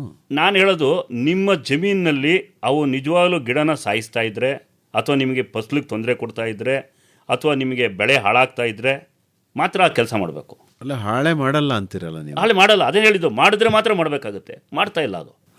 ಅದಕ್ಕೆ ಅರ್ಥ ಮಾಡ್ಕೋತಿಲ್ಲ. ನೋಡೋಕೆ ಏನಾಗುತ್ತೆ, ಮರದ ಮೇಲೆ ಗೆದ್ದಲು ಕಟ್ಟಿದೆ ಅಂದ ತಕ್ಷಣ ಭಯ ಬೀಳ್ತೀವಿ. ಅಲ್ಲ, ಈ ತೆಂಗಿನ ಮರದ ಮೇಲ್ಗಡೆ ಎಲ್ಲ ಹತ್ಬಿಟ್ಟಿರುತ್ತಲ್ಲ, ಅದೇ ರೈತರಿಗೆ. ಆದರೆ ಅದು ಏನು ಆಗಲ್ಲ. ನಾನು ಹೇಳಿದ್ನಲ್ಲ, ಅದಕ್ಕೊಂದು ಹತೋಟಿ ಕ್ರಮನೂ ಹೇಳಿದ್ನಲ್ಲ. ಈಗ ಕೋಲ್ ಟಾರ್ನ 3 ಇಂಚ್ ಬ್ಯಾಂಡ್ ಒಂದಡಿ ಎತ್ತರದಲ್ಲಿ ಬುಡದಿಂದ ಬಳದ್ರೆ ನೀವು 10 ವರ್ಷ ಅಲ್ಲ 20 ವರ್ಷ ಹೋದ್ರೂ ತೆಂಗಿನ ಮರದ ಮೇಲೆ ಬರೋದಿಲ್ಲ. ಅಲ್ಲಿ ಸುಣ್ಣ ಬಳಿತಾರೆ ಭಾಳ ಜನ, ತಪ್ಪೋದು. ಸುಣ್ಣ ಅದು ಏನಕ್ಕೂ ಪ್ರಯೋಜನ ಇಲ್ಲ. ಆ್ಯಕ್ಚುಲಿ ಅದು ಸುಣ್ಣ ತೊಗಟೇನೂ ಹಾಳು ಮಾಡುತ್ತೆ, ಇವನು ಅಡಿಕೆನಲ್ಲೂ ಹಾಳು ಮಾಡುತ್ತೆ. ಅದು ಸುಣ್ಣ ಬಳಿಲೇಬಾರ್ದು. ಅದು ಆ್ಯಕ್ಚುಲಿ ಬಳಿಯೋ ಬದಲು ನಾನು ಹೇಳಿದ್ನಲ್ಲ ಹಾಟ್ ಕೋಲ್ಡ್ ಟಾರ್ ಅಂದರೆ ಬಿಸಿ ಬಿಸಿ ಟಾರು. ಮೊದಲೆಲ್ಲ ನಾವು ರೋಡ್ಗೆ ಹಾಕ್ಬೇಕಾದ್ರೆ ಕಾಯಿಸ್ತಿದ್ವಲ್ಲ, ಕೈಯಲ್ಲಿ ಇಟ್ಕೊಳಕ್ಕಾಗ್ತಿರಲ್ಲ, ಗಟ್ಟಿ ಟಾರು. ಅದನ್ನು ಕಾಯಿಸ್ಬಿಟ್ರೆ 1 kg ನಿಮ್ಗೆ ಒಂದು 50 ಮರಕ್ಕೆ ಬರುತ್ತೆ. ಎಲ್ಲಿ ಸಿಗುತ್ತೆ ಸರ್ ಅದು? ಅದು PWD ತೊಗೋತಾ ಇದ್ವಿ ಮೊದಲು ನಾವು. ಈಗಲೂ ಇದೆ, ಪೆಟ್ರೋಲ್ ಸಿಗುತ್ತೆ, ಬಟ್ ಒಂದು ಡ್ರಮ್ ಗಟ್ಟಲೆ ಸಿಗುತ್ತೆ, ಲೂಸ್ ಸಿಗೋದು ಕಷ್ಟ. ಮೊದಲು ಲೂಸ್ ಸಿಕ್ತಿತ್ತು, 1 kg ಸಿಗ್ತಾ ಇತ್ತು. ಓಕೆ, ಅದನ್ನ ಕಾಯಿಸ್ಕೋಬೇಕಾ? ಕಾಯಿಸ್ಕೊಂಡು. ಆದರೆ ತಪ್ಪು ಮಾಡ್ಬಿಡ್ತಾರೆ, ಏನು ಮಾಡ್ತಾರೆ, ಕೋಲ್ಡ್ ಟಾರ, ಆ ಟಾರ ಇಲ್ಲ ಅಂತ ತಂದ್ಬಿಡ್ತಾರೆ. ಆ ಟಾರ ಇಲ್ಲ ಇಸ್ ಯೂಸ್ಡ್ ಆಯಿಲ್. ಅದು ಅದರೊಳಗೆ ಇದಿರುತ್ತೆ, ಏನೋ ಮೆಟಲ್ಸ್ ಇರುತ್ತೆ, ಲೆಡ್ ಎಲ್ಲ ಇರುತ್ತೆ. ಅದನ್ನ ನೀವೇನಾದ್ರೂ ಮರಕ್ಕೆ ಹಾಕಿದ್ರೆ ಅದು ಕೂಡ ತೊಂದರೆ ಆಗುತ್ತೆ. ಸೊ ಅದನ್ನು ಯೂಸ್ ಮಾಡಬಾರ್ದು. ಟಾರ್ ಆಯಿಲ್ ಯೂಸ್ ಮಾಡಬಾರ್ದು, ಗಟ್ಟಿ ಟಾರ್ನ ಯೂಸ್ ಮಾಡಬೇಕಾಗತ್ತೆ. PWD ಈಗಲೂ ಇದೆ, ಈ ಟಾರ್ ಯೂಸ್ ಮಾಡ್ಬೇಕಾದ್ರೆ ಅದು ತಂದೆ ತರ್ತಾರೆ ಅವರು. ಅಂದರೆ ಅದನ್ನು ಬಳಸೋದ್ರಿಂದ ಅನುಕೂಲ ಆಗುತ್ತೆ, ಗೆದ್ದಲು ಆ ಜಾಗಕ್ಕೆ ಬರಲ್ಲ ಅಂತ. ತೆಂಗಿನ ಮರದ ಮೇಲೆ ಬರೀ ತೊಗಟೆ ಮೇಲೆ ಮಾತ್ರ ಶೀಟ್ ಕರುತ್ತೆ, ಆದರೆ ಅದು ಹಾಳು ಮಾಡೋದಿಲ್ಲ ಮರನ. ಆದರೆ ಅದನ್ನೂ ಪ್ರಿವೆಂಟ್ ಮಾಡಬೇಕು ಅಂದರೆ ಕೆಳಗಡೆ 1 ಅಡಿ ಎತ್ತರದಲ್ಲಿ ಒಂದು ಬ್ಯಾಂಡ್ ಹಾಕಬೇಕು. ಈಗ ರೈತರ ಸಮಸ್ಯೆ ಏನಪ್ಪ ಅಂದರೆ ತೋಟದೊಳಗಡೆ ಮನೆ ಕಟ್ತಾರಲ್ಲ, ಆ ಮನೆ ತೀರೆಲ್ಲ ತಿಂದು ಹಾಕ್ಬಿಡುತ್ತಲ್ಲ, ಅಲ್ಲಿಗೂ ಇದೇ ಪರಿಹಾರ ಮಾಡ್ಕೋಬೋದು? ಇಲ್ಲ, ಮನೇಲಿ ಬೇರೆ ಸಮಸ್ಯೆ. ಅಲ್ಲಿ ನಿಮ್ಮದು ಡೆಡ್ ವುಡ್ ಉಪಯೋಗಿಸ್ತೀವಿ, ಅಂದರೆ ಸತ್ತೋಗಿರೋಂಥ ಮರನ ಉಪಯೋಗಿಸ್ತೀವಿ. ಅದು ಟೀಕ್ ವುಡ್ ಆಗಿಲ್ಲದವರೆ ಬೇರೆ ಯಾವುದೇ ಮರ ಆದರೂ ಕೂಡ ಅದು ತಿನ್ನುತ್ತೆ. ಹಾಗಾಗಿ ನೀವು ಮನೆ ಕಟ್ಟಬೇಕಾದ್ರೆ ನೀವು ಆ ಮರನ ಟ್ರೀಟ್ ಮಾಡಿ ಆ ಮರದ ಕೆಳಗೆ ಸಿಮೆಂಟ್ ಹಾಕಿ ನೀವು ಏನಾದರೂ ವಾಸ್ಕಲ್ ಇವೆಲ್ಲ ಕಟ್ಟಿದ್ರೆ ಟರ್ಮೈಟ್ ಬರೋಲ್ಲ. ಅಂದರೆ ನೀವು ಮಾಡ್ದೇ ಮಣ್ಣಲ್ಲಿ ನೀವು ಮರ ಇಟ್ಟರೆ ಯಾವುದೇ ಕಾರಣಕ್ಕೂ ಬಂದೇ ಬರುತ್ತೆ. ನನ್ನ ಮನೇಲೇ ಆಗಿತ್ತು, ನಮ್ಮ ಮನೇಲಿ ನಾವು ಹತೋಟಿ ಮಾಡಲಿಲ್ಲ. ಆಮೇಲೆ ಗೊತ್ತಾಯಿತು ಯಾವ ಜಾಗದಿಂದ ಬಂತು ಅಂತ. ಅಲ್ಲಿ ಓಪನ್ ಮಾಡಿ ಅಲ್ಲಿ ಬಂದಂಥ ಜಾಗದಲ್ಲಿ ಸಿಮೆಂಟ್ ಹಾಕಿ ಕ್ಲೇಸ್ ಮಾಡಿ ಅದನ್ನು ಉಳಿಸ್ಕೊಂಡಿದ್ದಾರೆ. ಅಂದರೆ ಬಂದ ಮೇಲೆ ಹತೋಟಿ ಮಾಡೋದಕ್ಕಿಂತ ಬಾರದಂತೆ ಮುನ್ನೆಚ್ಚರಿಕೆ ಮನೆಗಳಲ್ಲಿ ಸಾವಯವ ಕೃಷಿಕರ ತೋಟದಲ್ಲಿ ಗೆದ್ಲಿದ್ರೆ ಏನು ನಷ್ಟ ಇಲ್ಲ ಅಂತ ಹೇಳ್ತೀರಿ? ನಷ್ಟ ಇಲ್ಲವೇ ಇಲ್ಲ, ಇನ್ನೂ ಸಂತೋಷ ಪಡಬೇಕು ಅವರು, ಯಾಕಂದರೆ ಅಲ್ಲಿ ಜೀವ ಇದೆ ಮಣ್ಣಿಗೆ ಅಂತ. ಡಾಕ್ಟರ್ ಶಿವಶಂಕರ್ ಅವರೇ, ಹೆಚ್ಚಿನ ಮಾಹಿತಿಗೆ ನಮ್ಮ ಕೇಳುಗರು ನಿಮ್ಮನ್ನೇ ನೇರವಾಗಿ ಸಂಪರ್ಕ ಮಾಡಬೇಕು ಅಂತಾದರೆ ಸಂಪರ್ಕಕ್ಕಾಗಿ ತಮ್ಮ ಮೊಬೈಲ್ ಸಂಖ್ಯೆ ಏನು ಕನ್ನಡದಲ್ಲಿ ಹೇಳ್ಬೋದೆ? ಅವಶ್ಯಕವಾಗಿ 93 41 82 96 82. ಇನ್ನೊಮ್ಮೆ ಹೇಳ್ತೀರಾ? 93 41 82 96 82. ಇನ್ನೂ ಒಂದು ಸರಿ ಹೇಳ್ಬಿಡಿ ಸರ್. ಓಕೆ, 93 41 82 96 82. ಒಳ್ಳೆಯದು ಡಾಕ್ಟರ್ ಶಿವಶಂಕರ್ ಅವರೇ, ಇದುವರೆಗೂ ಸಾವಯವ ವಿಧಾನದಲ್ಲಿ ಗೆದ್ದಲು ಹಾಗೂ ಗೊಣ್ಣೆ ಹುಳದ ನಿರ್ವಹಣೆಗೆ ಸಂಬಂಧಪಟ್ಟಂತೆ ಬಹಳ ಉಪಯುಕ್ತವಾದ ಮಾಹಿತಿ ನೀಡಿದ್ರಿ. ವಂದನೆಗಳು. ನಮಸ್ಕಾರ. ನಮಸ್ಕಾರ. ಕೃಷಿ ಸಂಪದಾ, ಇದುವೇ ಕೃಷಿ ಸಂಪದಾ. ಸಾವಯವ ವಿಧಾನದಲ್ಲಿ ಗೊಣ್ಣೆಹುಳು ಹಾಗೂ ಗೆದ್ದಲಿನ ನಿರ್ವಹಣೆಯನ್ನು ಕುರಿತು ಕೀಟತಜ್ಞರಾದ ಡಾಕ್ಟರ್ ಟಿ ಶಿವಶಂಕರ್ ಅವರೊಂದಿಗೆ ಸಂದರ್ಶನವನ್ನು ಕೇಳಿದಿರಿ. ಬರುವ ವಾರ ಸಾವಯವ ಕೃಷಿಗೆ ಸೂಕ್ತವಾದ ಪರಿಕರಗಳ ಬಳಕೆಯನ್ನು ಕುರಿತು ಬೆಂಗಳೂರಿನ ಸಾವಯವ ಹಾಗೂ ನೈಸರ್ಗಿಕ ಕೃಷಿ ಕುರಿತ ಪ್ರಾದೇಶಿಕ ಕೇಂದ್ರದ ನಿರ್ದೇಶಕರಾದ ಡಾಕ್ಟರ್ RS ಹರೀಶ್ ಶ್ರೀವತ್ಸ ಅವರೊಂದಿಗೆ ಸಂದರ್ಶನವಿದೆ.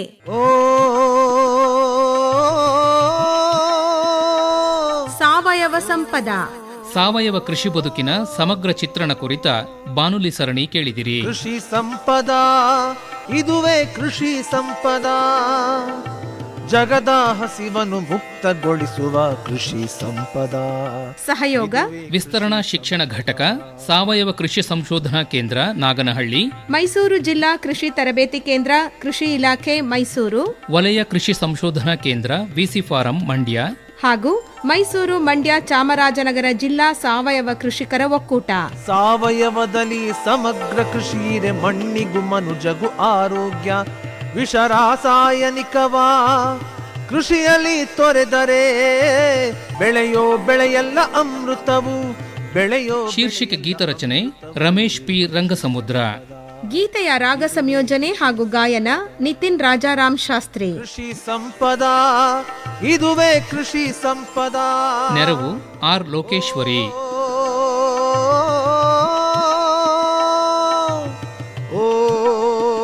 ಪರಿಕಲ್ಪನೆ ಹಾಗೂ ನಿರ್ಮಾಣ N ಕೇಶವಮೂರ್ತಿ. ಕೃಷಿ ಸಂಪದಾ, ಇದುವೇ ಕೃಷಿ ಸಂಪದಾ. ಜಗದ ಹಸಿವನ್ನು ಮುಕ್ತಗೊಳಿಸುವ ಕೃಷಿ ಸಂಪದ. ಇದುವೇ ಕೃಷಿ ಸಂಪದ.